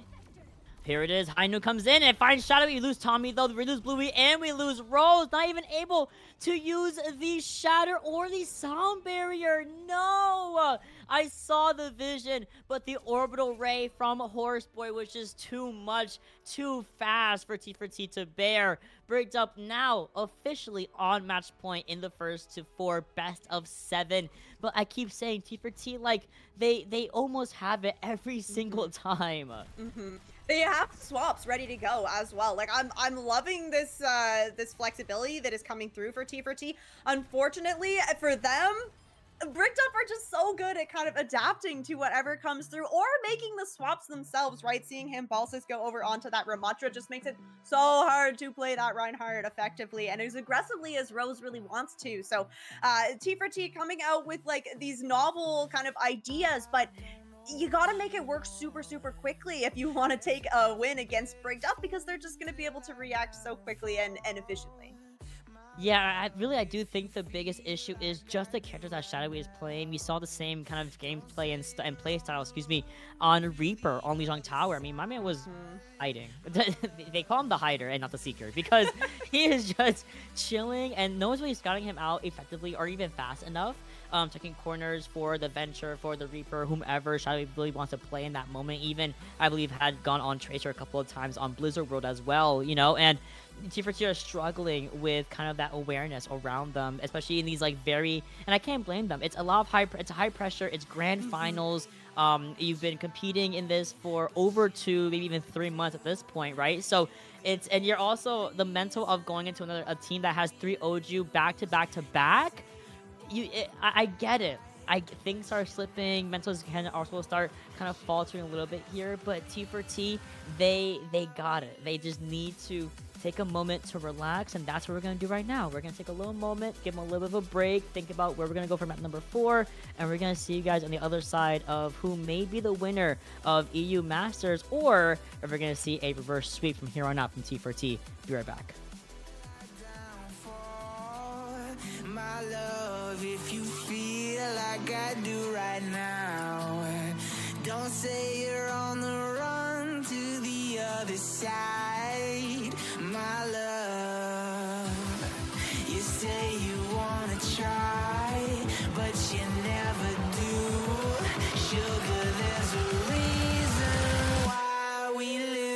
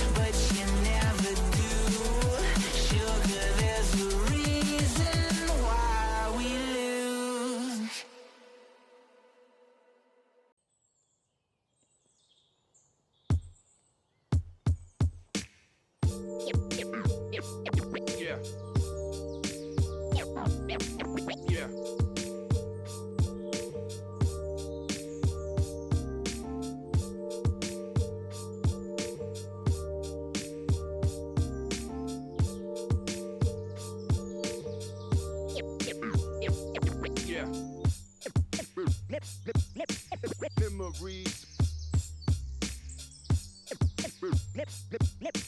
Memories.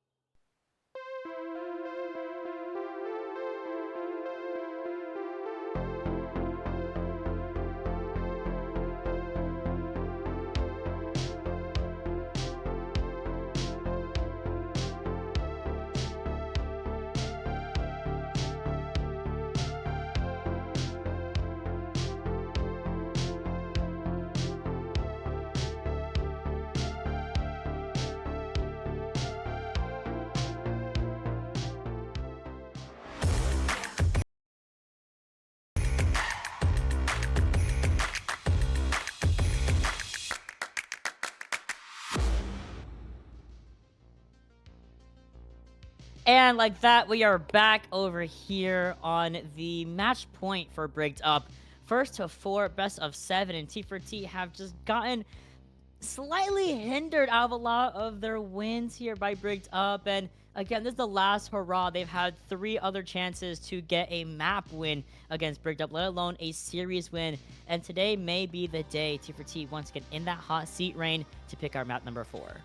Map number 4, the start of the reverse sweep. If you are a T4T fan right now, this is it. We are not going to be able to go to control, not going to go to hybrid or on to escort. So that leaves us with the flashpoint and the push maps to work with here. And I think both of those map types going to be a little bit tricky for T4T, where Brigged Up much more comfortable on kind of these Ramatra compositions with this kind of rush style, where you're going to be able to kind of move around the map as quickly as you want. And I think that Brigged Up have been doing so far a really good job kind of having angles against T4T. So I fear that as we get into a bigger map with more angles, might be even harder to come up against this this giant that is Brigged Up. Yeah, I had to agree with you. And then again, you're leaving the only other 2 map modes available to us. If of course we go to map 4, map 5, you only have push and flashpoint available. And my idea is T4T wants to go to a flashpoint, so we're gonna see our next map in just a couple of seconds. And it looks like we are going over to flashpoint, but not your coveted Servasa, not even the brand new Atlas. We're going to New Junk City instead. And I want to say this was also a similar selection last time these 2 face off. Yeah, I'm thinking this as well. And New Junk City is interesting for compared to kind of that Saravasa, the maybe the standard kind of flashpoint map pick for a lot of teams, where there's a lot more kind of choke points to work with and a lot less kind of opportunity to play some of those dive compositions. Where you don't have as many of these little high grounds above the point. I think that also this opens up the door for Venture to be played. I think that both of these teams have kind of opted to play the Venture, and I think that New Junk City is a really great map for it. I do also have to suspect that we might see T4T move back over on to that Junker Queen that we got to see briefly on Circuit Royale, and I think that she would be even stronger here on Flashpoint. Yeah, either that or even a Zarya can come out from Rose. I think either are really solid options. I think we did see Rose default to Junker Queen last time I saw her play against Brigged Up. So T4T, with that in mind, I feel like this is your one and only chance to take out either Venture or Reaper. One of the 2 evils. I'm a liar, I guess. Ramatra is actually the choice here for T4T. And you know what? Why not? I feel like Rose can get the edge up in a couple of these take mirrors. So at least taking out Ramatra as a option might be actually the best pick here as well for T4T. Yeah, this is it. I mean, if this is, you know, the end of the line potentially for T4T, you have to come out with that Ram band, the tank that's been giving you quite a few issues. In response, it is going to be the Mei band out here from the side of Brigged Up. So we did, of course, see a little bit of Mei being played on the side of T4T. She can be very, very annoying on these flashpoint maps where you have that kind of blizzard that can cover an entire point, and the walls also can be super impactful. So some interesting bans coming out here as we head into New Junk City, and a lot of fun kind of speculating on what compositions both of these teams will end up with, because Brigged Up definitely were liking that Ramatra for most of the maps they've played. Yeah, and even if like they had their backs against the wall, let's say they run out on Zarya, they might just go Ramatra anyway. That's kind of been their default hero more often than not. I like that T4T did take that option away from Brigged Up, especially from Handball. But I will say T4T very brave for never being really looking over at Shadowy in terms of bans. You know, either Venture or Reaper, I think do so good on Flashpoint. But either way, this I still like the Ram ban a lot here. Same thing with the Mei ban, as you explained very nicely. She's just solid. If you get a good wall off anywhere in New Junk City, it's a really difficult situation to get yourself out of, especially on the first point of arena if you're walled off either in the neutral or even in your own little like boxed out area. Now, that being said, we're loading into the map, and here we go. Extremely excited to see how Brigged Up are going to close out their 4-0 win, or if T4T can get a reverse sweep from here on out. I mean, you are basically needing to get a 4-0 in your own favor at this point forward, and that's going to be a really tall order to ask for, but T4T are up to the challenge.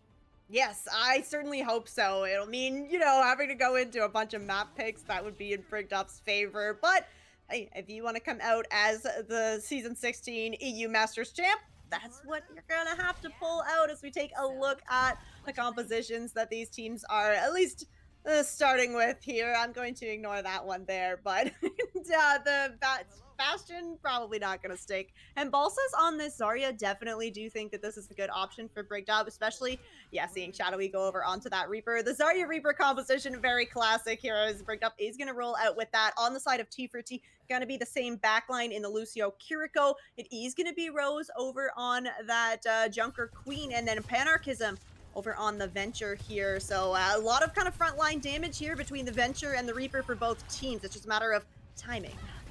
And a matter of how much damage that Rose can take before going down. I mean, no shout indeed. I think had to use it in the middle of being completely peppered down by a high level or high energy Handful Sauce and a Shadowy right on the off angle. And just like that, in the first couple of seconds of the objective opening up, Brigged are going to be taking that first point, and these points go super fast, everybody. So they're going to get like 25% before the next fight even starts. Yeah, and now you're in control of this point. You can opt to take a fight kind of wherever you want. You can just ignore the point for as long as possible. Just kind of play this ring around the rosy and force T4T to put themselves on the point into this really wide open space. We will just be sitting ducks.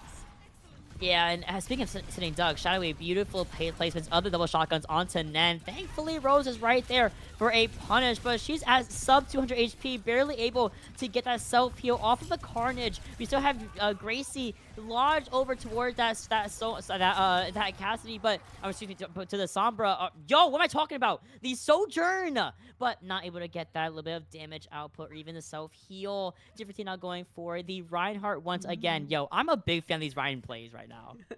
I'm liking the swap here.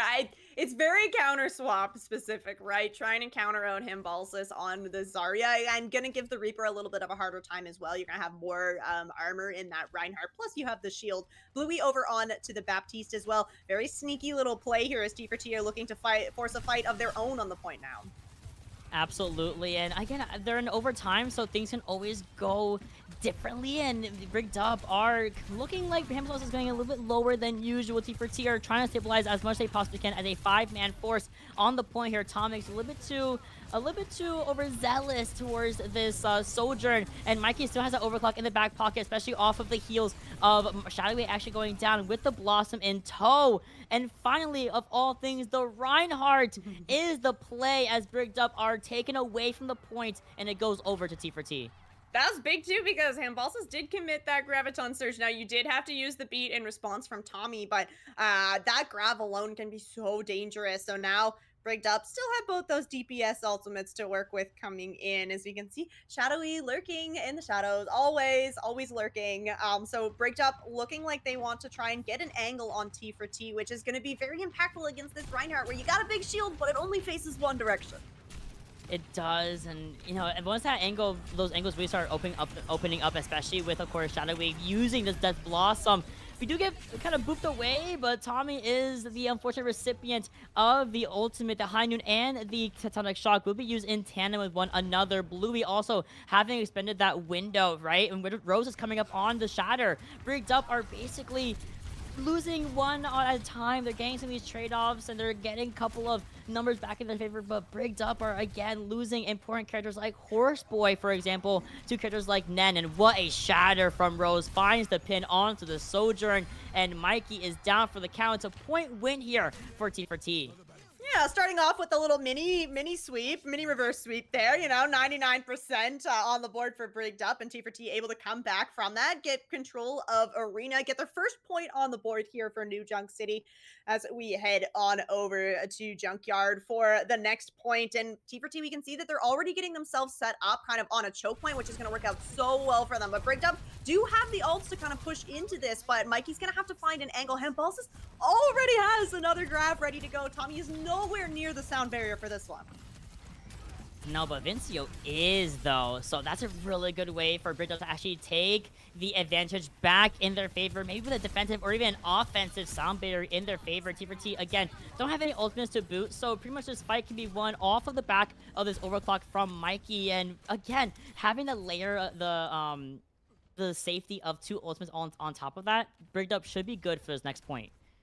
Yeah, this is a great spot to kind of use this Graviton Surge. You want to try and maybe break down some of this shields from Rose, which is a little bit tricky where you just kind of have Shadowy as it's going to be a nice little rotation around for T4T, but they're all playing so grouped up.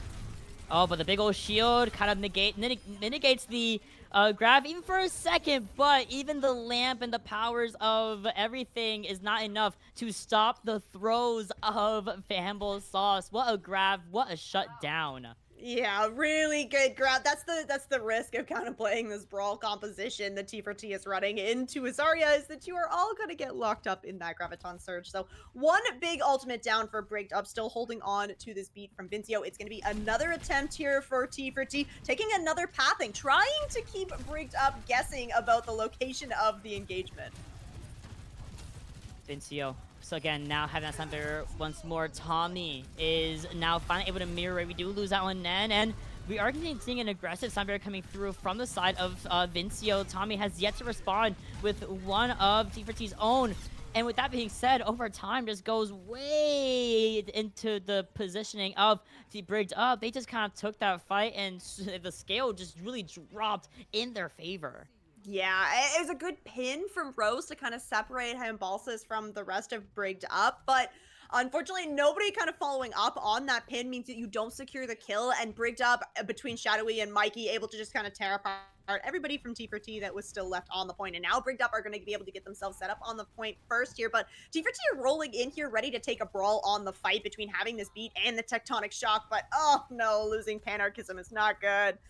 No, it's not, especially when you had the shock in tow, right? But at the very least, you still have Tommy's Sound Barrier to kind of help, kind of cushion the lack of a fifth player for now. Brigged Up, however, have all the offensive tools in their toolkit. Of course, the window being used early by Horseboy on this beautiful angle. The Deadeye does come through, trying to at least get a little bit of skulls on the board here, and then does find it in the favor against Vincio, and pretty much layering that with that Tectonic Shock. As I had mentioned earlier, T4T are able to take the fight in their favor off of pure damage numbers. Oh yeah, Panarchism and Nen really taking control of that fight. Really good job from T4T though to not let that flip go over. Even though you lose Panarchism early in the fight before, you managed to stay alive, not let anybody else get picked off, and that's where you can take these kind of longer fights and commit that Sound Barrier and get the win. So now it's going to be this Shatter ready to go from Rose. She's pushing forward, she's looking for it. Oh, she looked for it, and she has jumped and landed, and there it goes. Shatter went down, and it does result in at least a first elimination in favor of T4T, holding on to the objective a little bit longer. Bluey now having a window of their own. Brigged Up, however, working with, again, really offensive ultimates. Bluey would be able to force out a lot of space here, but Shadowy once again on the angle, looking towards his Cassidy, which is also going to kind of be in response to losing out on our Baptiste, and Shadowy is immediately shut down by Panarchism. Finally, a really solid defense coming in from the side of T4T. They have now 85% in their favor. All they gotta do is hold a little bit longer. Yeah, a little bit longer, but there's so many ults from Brigged Up, starting out with this Overclock, but you're gonna have that Blossom and the Graviton Surge to follow with if you need it. Oh, what a flick from the side of Mikey. Not able to find the kill onto Tommy, but not needed when the rest of the team is able to kind of clean up the fray a bit here. Nen taken care of by Horseboy, and Brigged Up, they do have a lot to work with. They have, 99% to only now 10%, so these have been really good fights here. Yeah, you do have Shadowy lurking once again, trying to predict where T4T is going to path, which honestly is a pretty hard thing to predict. T4T has been keeping a lot of creativity in their pathing towards these points. Hambalsis has swapped over onto the Hazard here. Nice little wall, but doesn't quite actually split anybody for T4T, as everyone does manage to kind of find their way in. They're trying to look for an opening for Nen to use this Deadeye. Oh no. That long range perk for Shadowy is so good against just kind of keeping yourself in a safe distance away from characters like Cassidy and what have you. And look at this boop. Beautifully done. 1, 2, and 3 going down pretty much, and going for the reset as you might as well, right? So Nen coming in with a Deadeye. Tommy about to mirror this Sound Barrier alongside Vincio. But again, the looming threat of Death Blossom is still there. Yeah. Looking like T4T is taking the long rotation, so nice little gamble for them. Aren't going to run headfirst into this Reaper, but you still got to deal with the Hazard on the wall.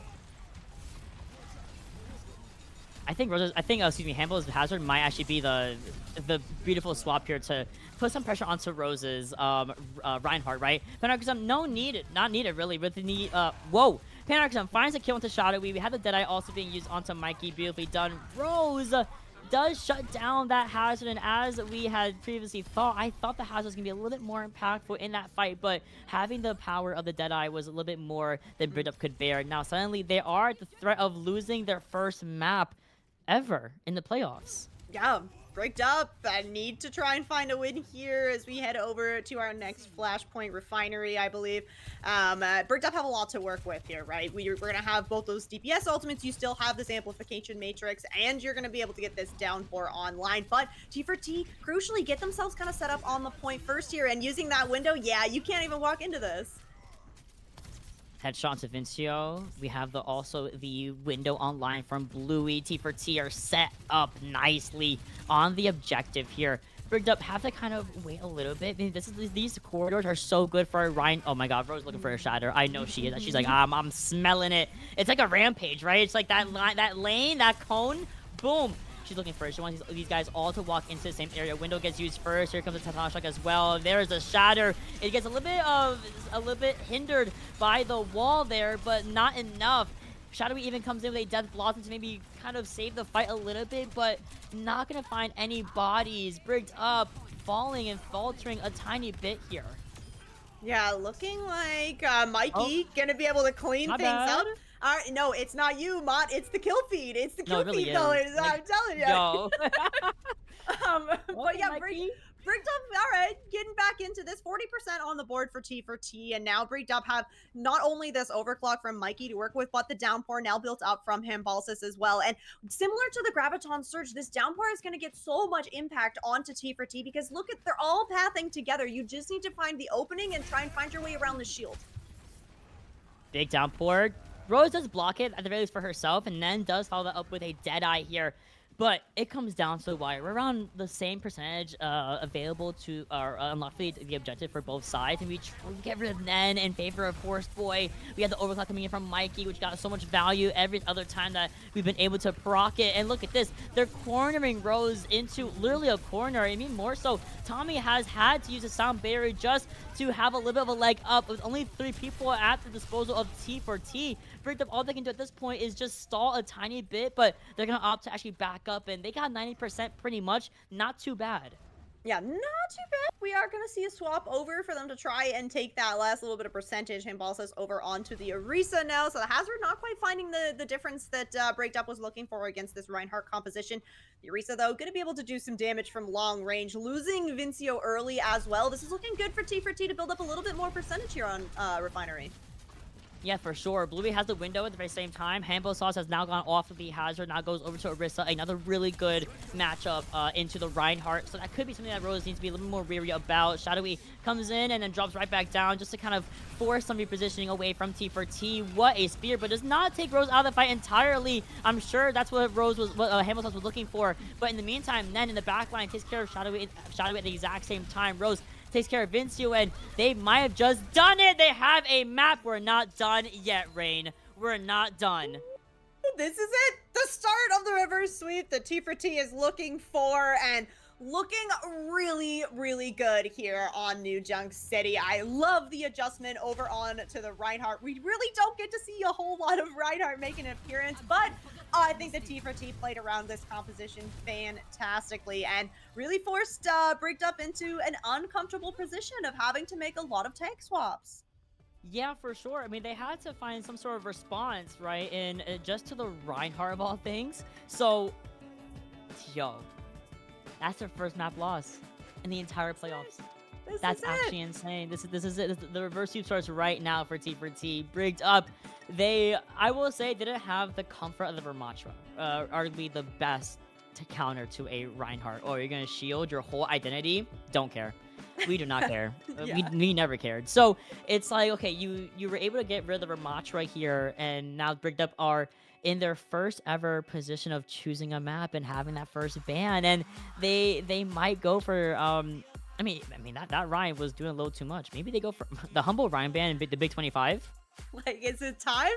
Is it time for the Reinhardt ban? I mean, the Reinhardt that just got a nerf in the season. Oh my patch, God, now, Truth Nuke! right? Isn't this crazy though? Reinhardt, it's harder. It takes longer to get that shattered now, but I mean, Rose is making it work so well. Like, really good stuff for T4T to get their map pick on the board. Finally, one of your map picks going the way, getting that win. It puts you in this uncomfortable position where Brigged Up now are going to be able to choose where we go for this fifth map, which is of course going to have to be a push map as well. So I don't know. See, originally I was thinking like, oh, like push and flashpoint are going to be a little bit tougher for T4T because that control map didn't go well. But now T4T has me, maybe believing that they are cooking up something good. Yeah, for sure. I feel like they found the sauce here, and I do want to say they've been a lot more aware of Shadowy, especially when he's playing that Reaper. Like, there was multiple times where Shadowy's on the back line, and yeah, you'll get like one kill, but then the entire team turns around, and he can't even get out fast enough before we basically have not 10 people in OD, but like 4 people on you at all times, right? So Shadowy wasn't really able to get the value that he was looking for, that he was getting so easily from map 1 to map 3. Now going into map 5, you only have one mode left. That's push. We knew that. And a lot of teams like Brigged Up will likely default to Runasapi as their next map of choice. And if we know that in mind for T4T, you have to now think about what ban would be the most impactful going into a push map like Runasapi, where it does so much for really a lot of different compositions. Yeah, and you're crucially, you're not going to have that Ramatra ban, so that is going to be back on the table here for Brigged Up. So if I'm T4T right now, I am thinking about DPS bans here. The support bans are kind of hard because you've been running essentially the same supports that Brigged Up have been running, so you don't really want to shoot yourself in the foot, as Brigged Up are going to be taking us over to New Queen Street. So a little bit of a deviation from the Runasapi Classic here, but nonetheless, still going to be played very similarly. It's still a push map, still some high ground to control, some really long sight lines here. So I think this is still definitely going to kind of play into the strategy that I'm thinking T4T are going to have to do, which is to try and go for a DPS ban. I'm thinking maybe even take out the Ashe. Like Shadowy, if you're able to kind of adjust to this like hiding play style that Shadowy is doing, that might be enough. Maybe you don't have to go for a hero ban onto one of Shadowy's heroes, but nonetheless, it's going to be tough here getting into map number 5 to kind of come up with the same impactful bans that you had in the first 4 maps. Yeah, pretty much, right? And I'm kind of glad we're not just going over to the default of Runasapi, because again, I feel like a lot of people really love that map, and me included, right? And a lot of people have scrimmed it, and there's a lot of flexibility, as I mentioned, that it does offer. But New Queen Street has some of its very own pros and cons to it, right? And we'll get more into that as we finish out the ban phase that we're going to go over to next. And again, if you're T4T, as you mentioned, I'm maybe looking for a DPS ban. Brigged Up they can also do the same thing, where maybe they want to take a more targeted approach, maybe to a Zarya from T4T, as that is something that Rose likes to play whenever possible. We could also see the reintroduction of a Junker Queen again, or a Reinhardt. The backline is ever changing. We've seen a lot of Kiriko, Baptiste as well, Lucio come out, and that could also maybe even be a big thing, is taking care of Lucio from both sides and forcing them back over to like an Ana Brig, a Bab Juno, a Juno Brig, something like that. Yeah, something maybe a little bit less comfortable for T4T. Brigged Up will, of course, have that first ban since they got to pick the map, and it is going to be another DPS ban coming out here for Brigged Up, and actually taking the Venture out of the mix here, so not looking to allow Panarchism to have too much of a runaway with that hero. And I mean, yeah, we've seen some pretty impactful Venture play come out from T4T, so I think that's a good one for Brigged Up. Yeah, I will say, I think they're okay with taking care of the Venture, even if Shadowy has gotten a lot of value in the character. I think they just kind of want to deal with it at all. And T4T goes for a standard Orisa ban, always a safe one to go for, especially on these kind of longer sight lines that New Queen Street can have. That being said, first of all, very yellow ban. Like, oh my god. they match so perfectly, actually. I love that for them. But these two bands, I think, are very, very strong from Brigged Up and T4T. I think all the bands have been really tactical from map 1 all the way to map 5, and this is really no different. And I love it because like this is just the nature of playing a team for the fourth time, is that you know what they're going to be playing kind of on each map. So the strategy involved in going for these hero bans is just, it's so refined by this fourth rematch between these two teams, that it really does kind of force each team to show just how flexible they are and how well practiced they are on different compositions, right? Because you can scrim the same comp over and over and over again, but if you get hit with one of these hero bans that is really going to impact the way that composition plays, that's when you got to have that kind of second style ready to go in your back pocket. As we will be heading in to New Queen Street here. No Venture, no Orisa. What are we going to end up on? Well, we'll see, right? This is where, dreams come and get made, or dreams can shatter.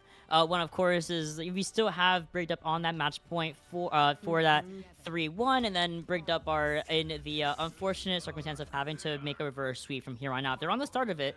They're at about 1/4 of a reverse sweep right now. So, with that being said, Brigged Up are on a composition that we haven't seen quite yet. The ball coming in, mind you, having been banned out in map 1 from T4T. Now, Panarchism has now taken up the mantle of playing that, I'll say Sombra, of playing that Reaper here. On the other side, Shadowy is on Sombra for the first time today, so a lot of new things coming our way. Yeah, and this is a very big swap up in the composition style for Breakdown, moving way over on to this dive composition. So T4T on this Brawl, Rose is on that Reinhardt. It is going to be hard to kind of find a target amongst Brig Up to go on to. Hold on, because Nen find the first headshot to the Horse Boy. Really well done. I mean, this cast has been a constant problem for Brigged Up. If they're not able to take care of Nen whatsoever, they're going to find themselves a little bit in a word of hurt, especially if you're Vincio, who got hindered and then can't even get out in time. The headshot comes in right after the fact, and T4T starts things off strong with a first couple of meters in their favor.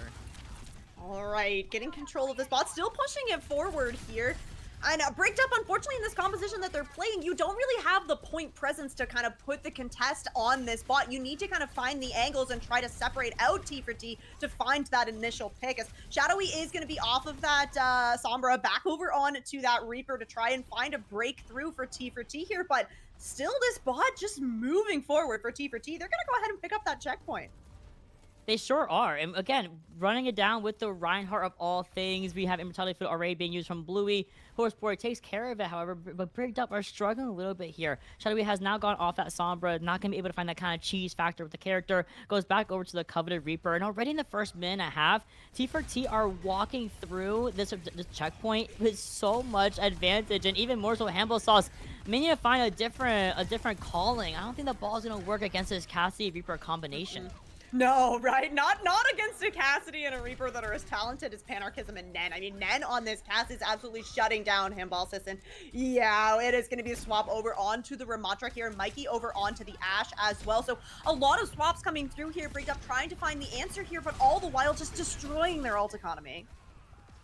Oh, again, Handball Sauce going down to that Cassidy. Yo, Nen has woken up. The longer a series goes on, sometimes that just happens where, like, you just kind of wake up as a DPS player, and Shadowy has finally gotten a little bit of reprieve here for Brigged Up, taking care of Nen pretty much in that close range, and we have Vinci also committing that title blast, and this should ideally be the kind of win condition here for Brigged Up. You see the pin committed onto Handball, but I mean, my man lives. You know, the humbleness form keeps us alive for a little bit longer. The joys of the Ramatra. Brigged Up finally stopping the bleeding and pushing this bot back towards neutral, but T4T, everybody has gotten that forward spawn, so they're going to be able to take a nice early fight here, and you have all the ultimates save for that amplification matrix to make this win happen.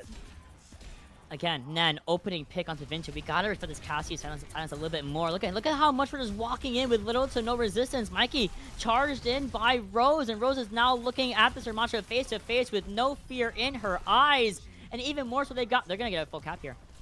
Hamilton is still responding. Like, I don't think that Brigged Up even really get a touch. This might just be the end of things, Mott. Hold on, Death Blossom. Hold on, Death Blossom. Hold on. Death Blossom for the win. Panarchism doesn't have one of their own either, so T4T will go down. But yo, 3.5 minutes in, 126 to nothing. Ooh. Okay, Shadowy keeping Brigged up in this push map and not looking to allow any more momentum here for T4T. But this is once again going to be the same situation as the last time Brigged up were in control of this spot, is that everybody from T4T got this forward spawn, and you still have Deadeye and this beat and the amplification matrix to work with here. So Hambalsas needs to build up to this annihilation quickly. Yo, we need Shadowy to stay alive too. Penarchazom taking care of their mirror match easily. Now we have an aggressive Sound Barrier, really well timed from Tommy at the exact same time. And everyone from Brigged up are starting to leave the fray here. Vincio wraps around up the upper high ground alongside their Tracer. And T4T now are seeing Hambalsas get so separated with a beautiful pin from Rose. But again, what a lamp. What a response. And here's the annihilation just to make sure we actually have to win the fight some way, somehow. And that's the win condition that I ripped open on the long sightline, forcing this Ram to play more safely behind that shield. But Vincio in the back, uncontested, takes care of not one but two members of T4T. There's a fight to be had here, Rain. There is. Everybody from T4T that died there did get the same wave spawn, and forward spawn is just now being taken away. So everybody for T4T again getting this forward spawn. So Brigged up need to win another fight just to get any progress on this bot.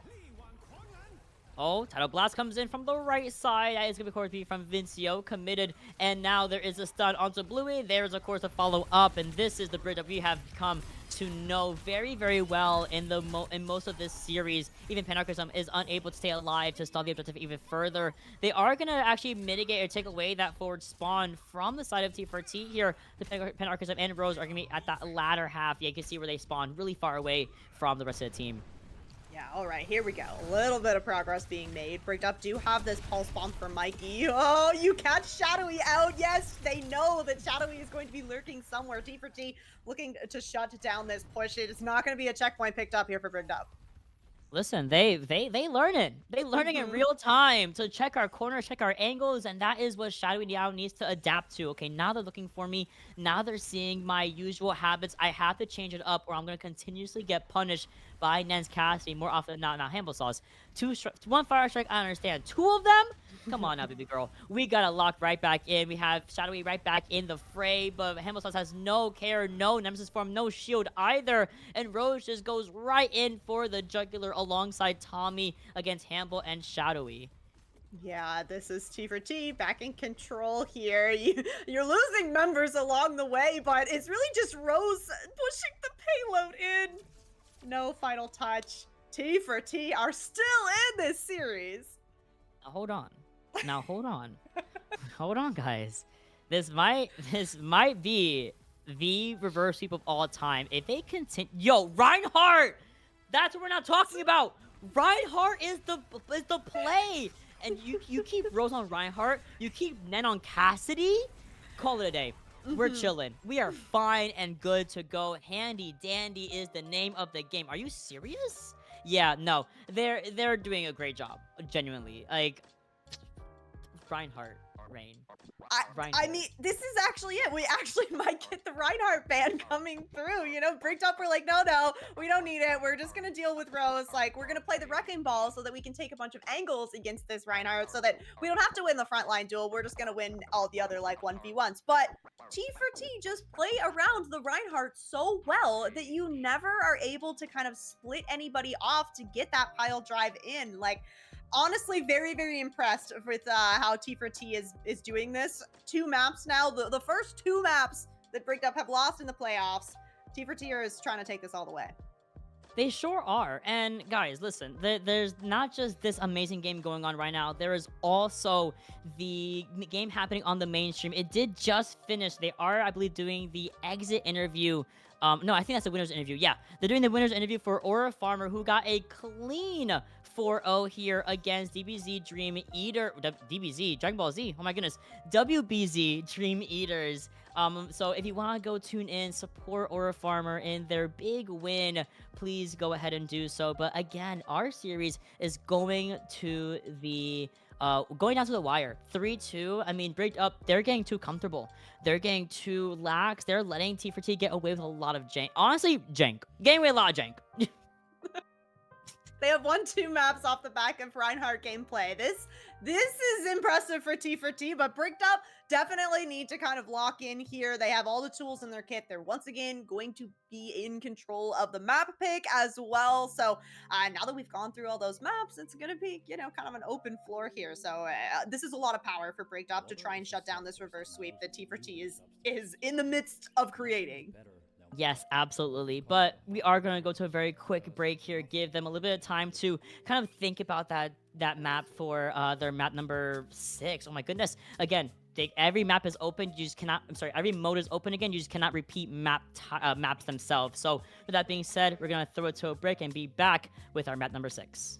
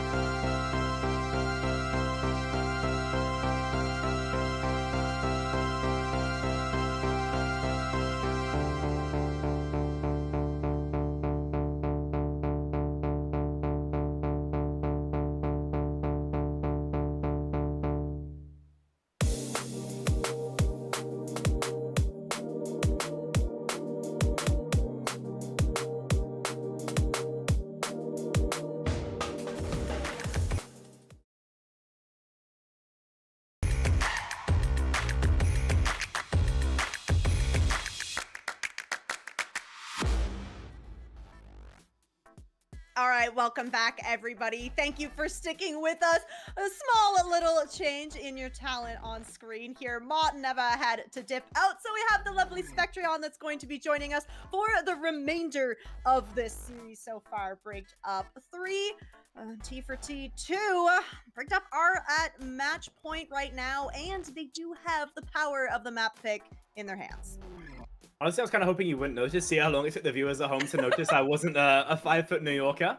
But no, what's up, guys? Hopped over from the EU Open stream to catch a bit of an interesting game. I had a chance to cover the lower finals of this division. T4T looked unstoppable there. And whilst they've obviously had a bit of a misstep here, then it's 2 maps away from completing the reverse sweep. This one could be absolutely electric here, folks.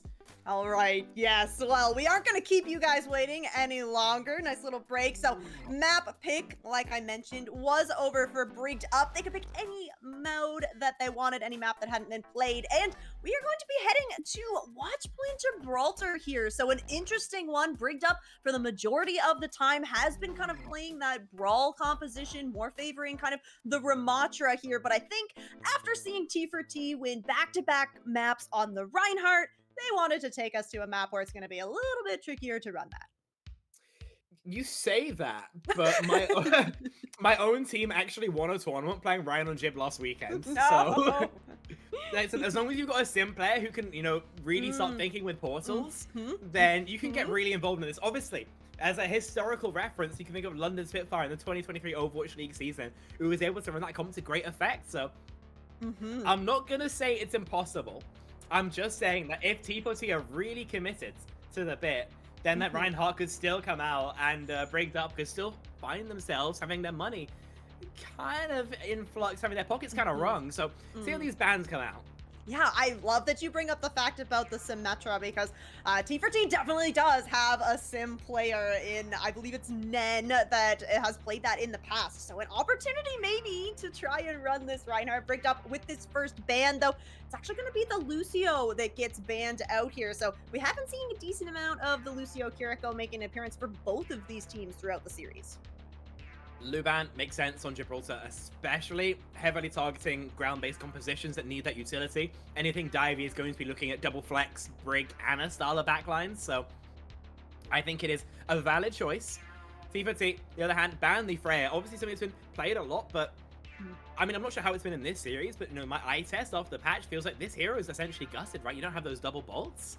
So I think a comfort band more than anything else, but still having that buff to your regular gun, your increased DPS means that you're still great at shredding tanks. Yeah, and Brigged Up has played a little bit of that Freya on Circuit Royale, so maybe a little bit nervous of coming up against that again, but all right, heading into Gibraltar, no Lucio on the table, no Freya on the table. Brigged Up looking to close out the series here and now.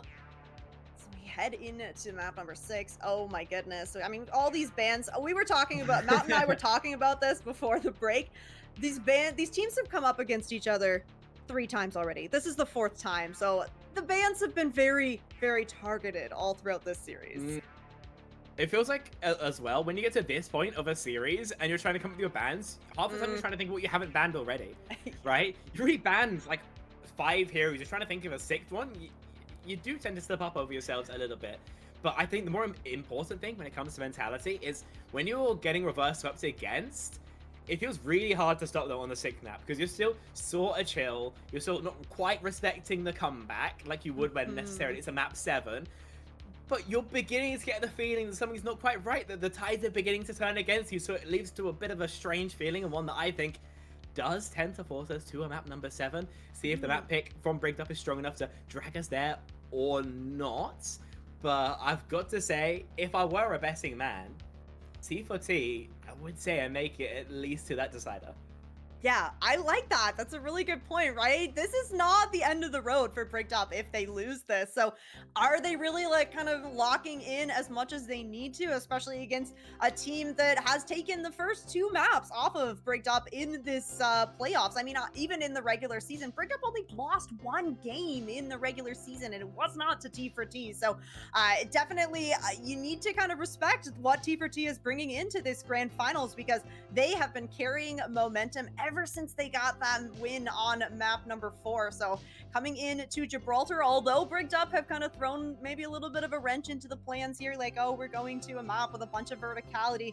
T4T, if they can maybe pull out that Symmetra comp, which Sim was not banned, could still run out with this Reinhardt that's gotten them the win so far.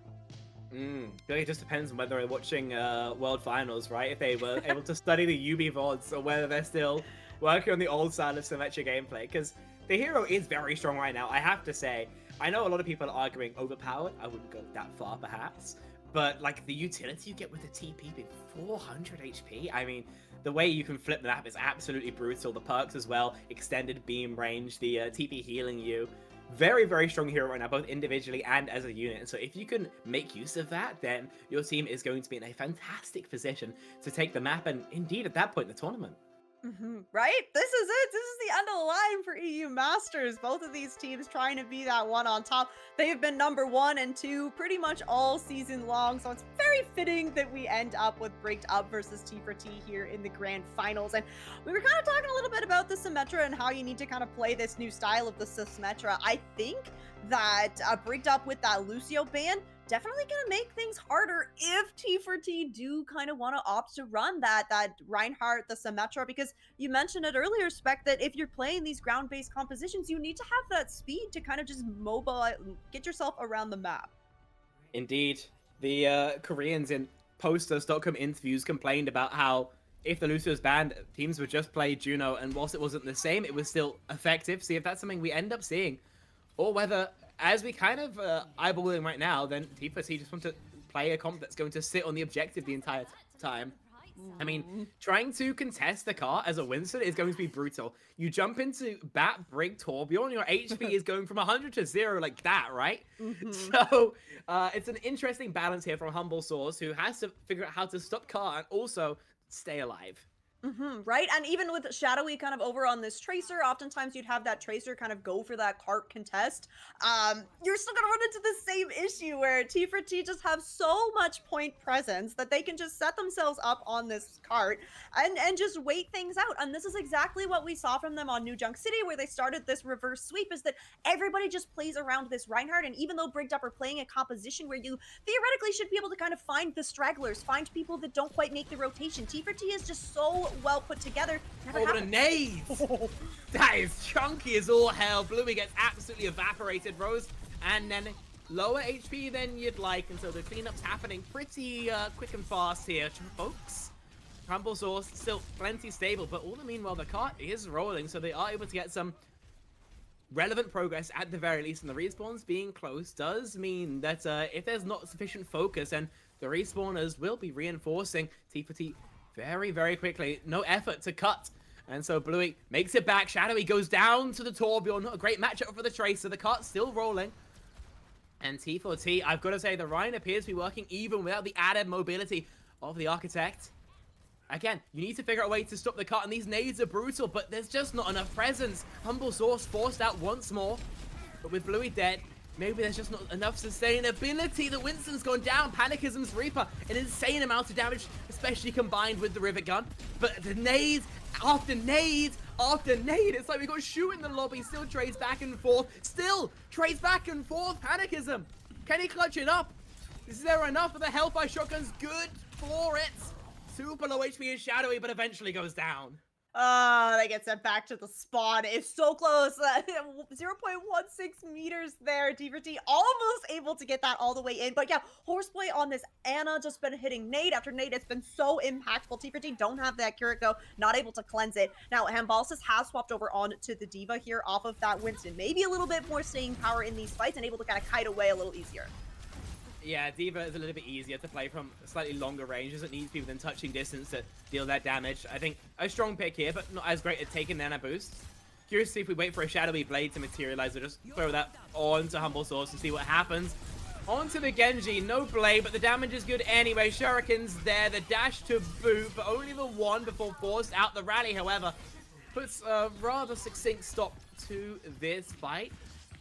A stagger as well. Brutal. Yeah, brutal stagger onto Panarchism. And the anti-nades from Horseboy have been really incredible. I gotta say, Mikey is also doing such a great job of kind of comboing that with the dynamite so that not only are you anti-naded, but you're also slowly losing HP from fire. Brigged Up doing a fantastic job kind of finding these combos to make it so hard for T4T to kind of push through these fights, as we are gonna have a little rotation through the low ground. So many ults here for T4T to work with. They just need to break onto the point, start pressing them. Don't get 5-man naded, essentially. Window popped, nade through. We're forced to get that remech onto the Diva. The shield is going to stop that from finding value at the end of the day. It's an exchange you'll take. Nen caught on a bit of an island. High ground TP taken from the Reaper in an attempt to pressure out, but Wraithform going to be forced out, and some less than scaling means that Rose is eventually cut. But a great play there from T4T, who appears to be somewhat running out of momentum. Yeah, kind of like locked themselves into this small room, except for Nen, and that's where this dive composition from Brigged Up between Shadowy and Hambalsa is really able to kind of capitalize on that. Nen is found out on an angle, gets punished for it immediately, as we are going to see the Symmetra come out from Nen here. T4T have Bluey move over onto the Kiriko as well, so you're going to be able to deny a little bit of the value from this anti-nade now, but the Blade is online for Shadowy. You just have to watch for this Blossom that could come through from Panarchism. Solo Shatter, they want this Ana dead. They recognize the threat and they take bloody care of it. Means no help or Shadowy, but it seems like he doesn't need it too from the Blade. More possible, but maybe not going to materialize as the Blossom seems more than good enough. 1v1 on the cart, but Humble Source. 2 melees has clutched it up. 85 meters. All for T4T gonna get. It felt like once Brigged Up were able to kind of stabilize, and I've been saying this all series long, is that T4T is coming out with things that are a little bit surprising, catching Brigged Up off guard, but the adaptability from this Brigged Up team really coming into effect as the map kind of goes on, so that you recognize T4T is running this kind of ground-based composition, so you just get your support set up on the high ground behind the point where T4T just does not have access to them, and by the time that you have Nen move over onto Symmetra, it's just too late. The overtime's ticking down, and you just have the ability to kind of react. So great adaptation here from Brigged Up to lock this first point of Gibraltar down and making it very difficult here for T4T to try and pick up this map win. Really like the idea, but unfortunately, as the Rhine, your #1 priority has to be blocking those nades. Horseboy should not ever have been allowed to find that much value from it, right? Because it's getting eviscerated, purple after purple. They were absolutely brutal. Look at the damage from the Ana. It's almost imagine what your tanks got, for Christ's sake. Ridiculous. Oh, that is what you want to see from your flex support. We saw it from Zenyatta, but we get it from Ana as well, as it is going to be T4T sticking on this Reinhardt composition on the defense.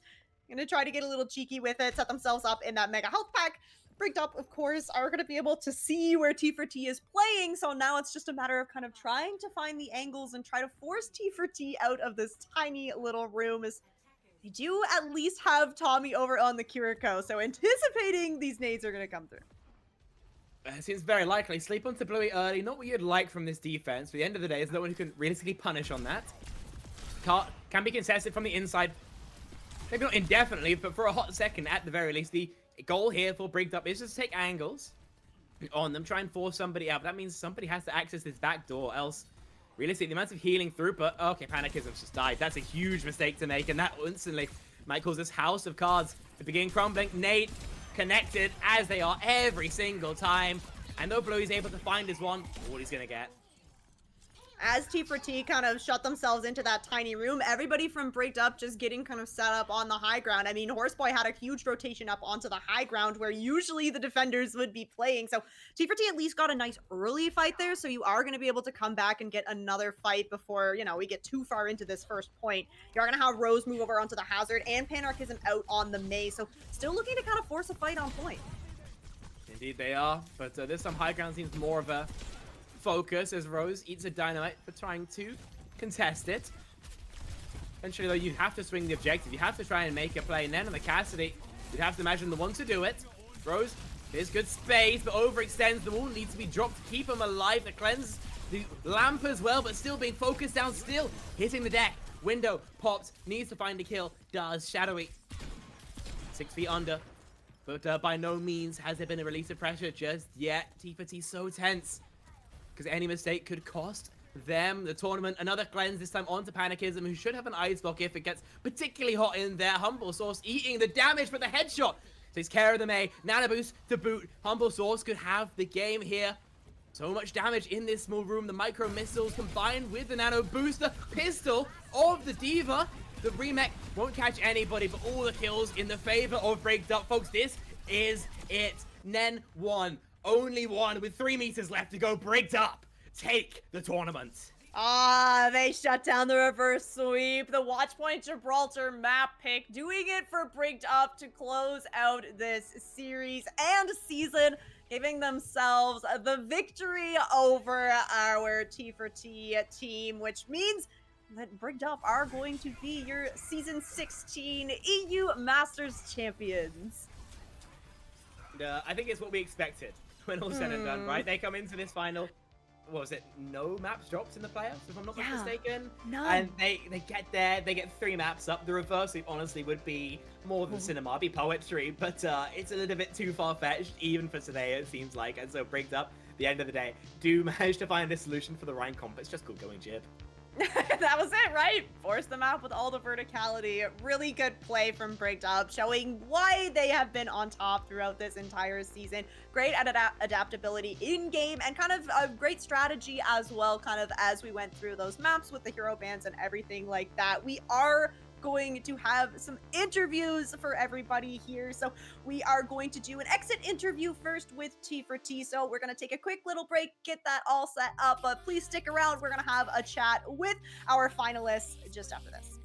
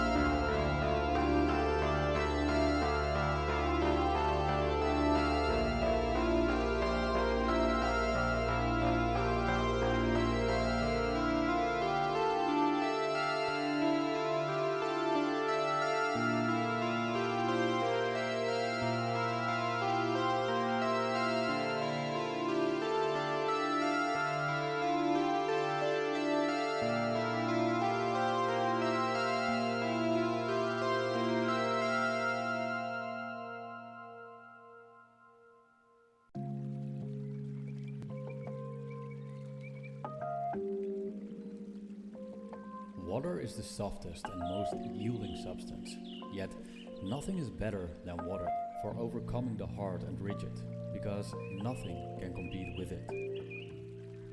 Lao Tzu.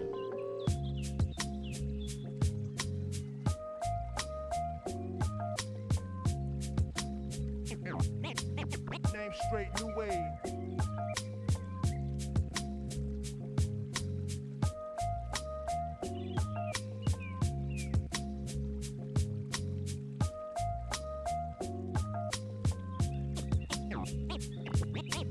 Name straight, new wave.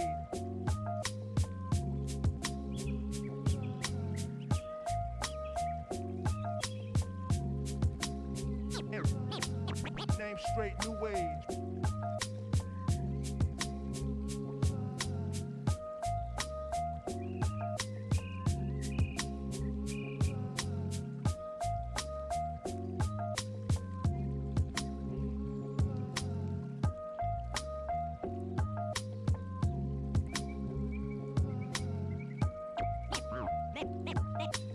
Name straight, new wave.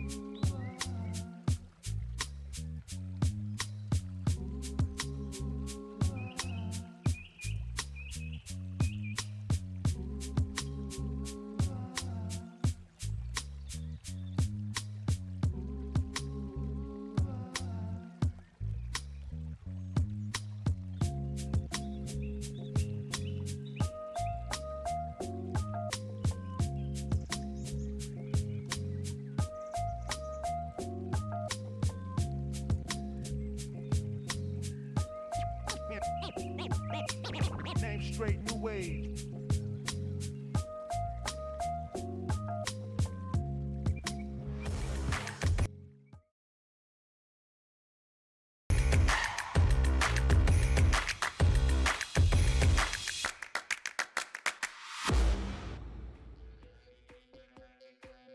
Okay, welcome back. Thank you so much for your patience, everyone. As promised, we have an exit interview here. So we are speaking with some members from T4T. We have Bluey and Rose. Hello and commiserations, but good job on a nice match. Hello. Hey, y'all. Hey guys, I mean, for me first, I want to know, obviously you guys had a bit of a lower bracket run to make it to the grand finals, right? You got to take some great skulls during it, so how did that feel, you know, making your way through those elimination games, and did it set up your expectations for the grand finals a little bit? Honestly, we stopped scrimming like 2 months ago, so it's been a bit of a mess. Availability's been, well, it's been a thing to figure out, that's for sure. We're kind of then just got doing sent our to own the thing. retirement home. Yeah, and then got sent into internet elo hell, and then also just a retirement home in general. So that was lovely. Lower bracket, I mean, we kind of knew we were going there eventually because we just couldn't be bricked up initially. And I don't know, we just came into the season expecting we make finals. Anything else we're not happy with, and well, we did what we came for, so it's fine. We made finals. Yay! Yes! Hey, not only did y'all make finals, but you also managed to take 2 maps off of the team that didn't drop a single map the entire playoffs. So this was, of course, the 4th time that you got you went up against Brigged up. So tell me a little bit. I know you weren't necessarily scrimming, but how did you prepare coming into this grand finals, knowing that they were the ones that did send you down into that lower bracket? You go, Gibby. It was basically just try play our game as much as we can, which you obviously saw with the Reinhardt. We just decided, you know, let's have fun. If we're going down, we might as well go down with a smile on our face. Unfortunately, not a gun in each hand, but yeah. This leads in well to my next question, because I definitely do want to ask about this Reinhardt composition that we got to see. So we're hearing that this was kind of a, oh, let's just play what is like fun here, you know, just try and play our best heroes and make that work. Prior to this, is this a hero and composition that you did scrim, or is this like you pulled this out for the grand finals?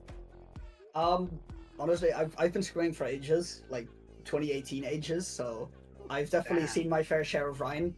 In my time at this point, used to play it a lot. Obviously, he's fallen out of the meta like super hard in Overwatch 2, but we low-key just thought, hey, we've always gotten decent results on this when we did scrim, so let's just try it. Let's make sure we have fun. Like, if we're having fun, we can't really lose, you know? Like, that's the important thing. That's all I cared about. I wouldn't say it wasn't necessarily a practiced pocket pick, but we did pull him out every now and then when either when like things it. were looking dicey or yeah, we just felt like it. Yeah. Fair enough. I mean, stuff like that always happens, and then, you know, final question I'll ask. On the final map, what do you felt like particularly went wrong, other than just, you know, Brian and Jib? Do you felt like it was winnable at any point, or was it just compositional mismatch, not your game, not your day? I think the was it first fight or second fight? The one where we actually like pushed really close to capping. I think that was really winnable, but without it was a good ban by Brigged up taking out the Lucio. I think I was just a bit slow on rotations as BAP is a bit clunky and ended up getting caught out early because of it. Yeah, and I also didn't do a great job shooting everything, I'm gonna be so honest. So, you know, it's always just rough playing Ryan on the dive map, you know, but it's doable. We tried, and, well, I mean, it's just... Jib's not a fun map. I'll say it. We can take solace in the fact that we gave them a proper fight at the end. Yeah. A proper run for their money.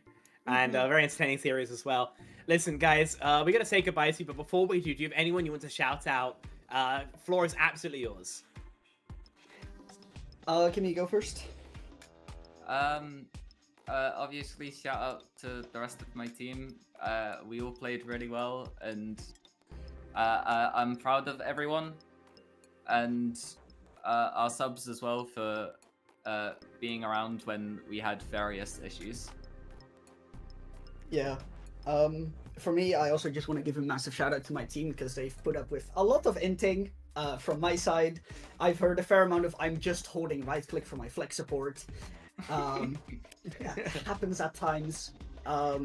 Nen for coming back from the retirement home. And to our coach, who was virtually non-existent, but when he was existent, he was a pretty chill guy. 07 Lars. Yeah, Absentee 07 father. Lars. We've seen him Absentee like father once at in the 4 ripe old months. age of 17. Oh my goodness. Well, it has been a pleasure to speak with y'all. Congratulations on second place. Very well deserved. And thank you so much for taking the time to speak with us. And we hope to see you again next season. Yes. Bye-bye. Bye. Thank you. Bye-bye.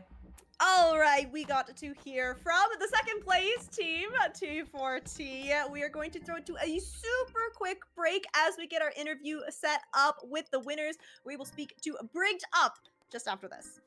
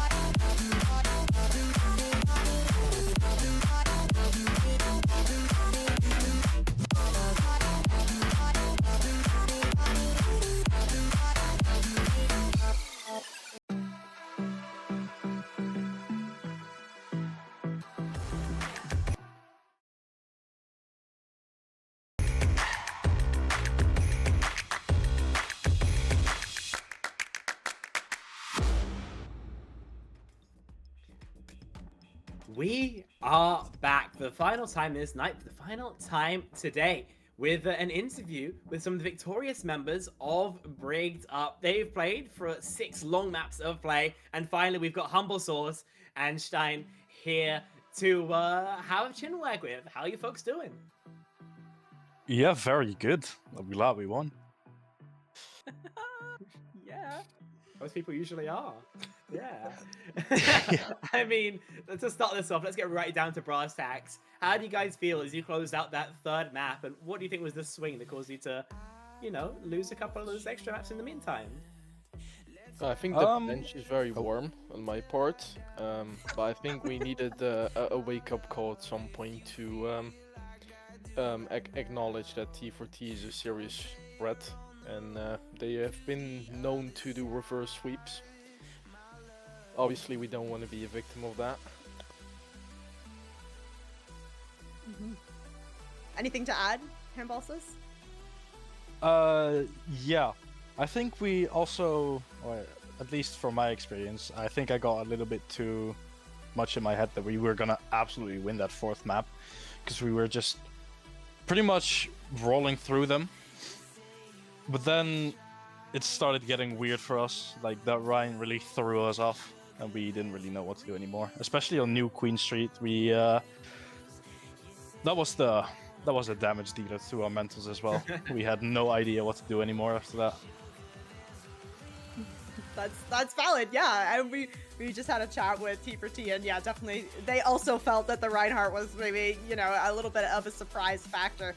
I do think that all throughout the series, your team did a really, really good job of kind of adapting to those surprises. Maybe, you know, you didn't pick up the win on those 2 maps, but your team has shown a whole lot of flexibility. Is this something that you think has been your strong point kind of throughout this entire season? On my part, I feel like that's definitely one of our stronger suits, I'd say. Especially like with a lot of the meta changes, I could still pretty much hang in there, and our team could follow me in that regard as well. We do pretty well. We're kind of flexible, but then again, that Ryan really threw us off. So, but that's like the only really big setback we have since the start of the season. Yeah, that's totally fair. Leading in, I like that you mentioned the meta a little bit. So we obviously did just have Season 20 come out. Vendetta not able to be played in this series, but is this hero that your team is looking forward to kind of working around more? Do you think that that is going to play more into the meta as the future goes on? I hope not, because the character is a pain to play against. As a tank, especially. On some tanks, I just physically can't do anything. And more so for my supports. But I hope we can pick up on her and probably excel in comps surrounding Vendetta as well. Yeah, I mean, for me, like, I want to hear more, like, in the more general, more zoomed out, because you guys have played, obviously, an incredibly dominant season of CGL. This has been probably your only competitive game for a hot second, so how would you sum up this entire season and the end of it especially? Well, we started out... Oh, no, Tim, you can get this one. I've been talking too much. Season started off quite okayish, but we, at some point again, as I've mentioned earlier, got a wake-up call to start trying again, and I think the way how we started from 5 ranked rookies that did not have any scrim experience to climbing to almost face it advanced is something to be very proud of, especially in the span of, I think, 4 months at most. Yeah, absolutely say so. Yeah, super cool. Okay, then before we kick you guys out, then do you have any shout-outs? Who would you guys say was the biggest influences? Anyone you just think is G in general? You know, floor is yours. Personally, I just want to shout out the entire team. Like everyone that has ever played a map, doesn't matter if you lost that. Want to shout them out. We have Wedust. We have Nico as well. He filled in a couple of times, not for CGL but for scrims, also necessary. Angel, our new coach. We have Sario, and then all the other supporters we have at the Brigged Up function. So a big shout out goes out to them as well.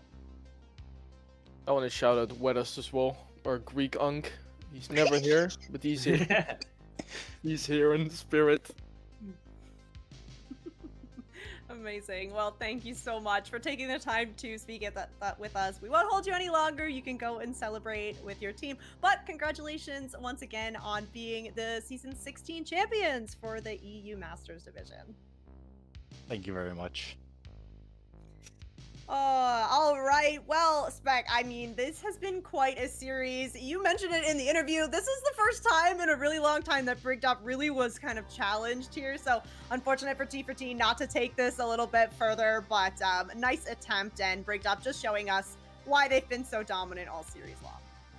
Yeah, absolutely. I mean, the entire tournament has been absolutely disgusting, and definitely one to watch out for the next season of CGL if indeed they want to play in that. But for now, they can say that they've had one of the most dominant, realistically, splits we've seen in CGL Season 16. You know, comparable to what Aura Farmers did in the EU Open tier.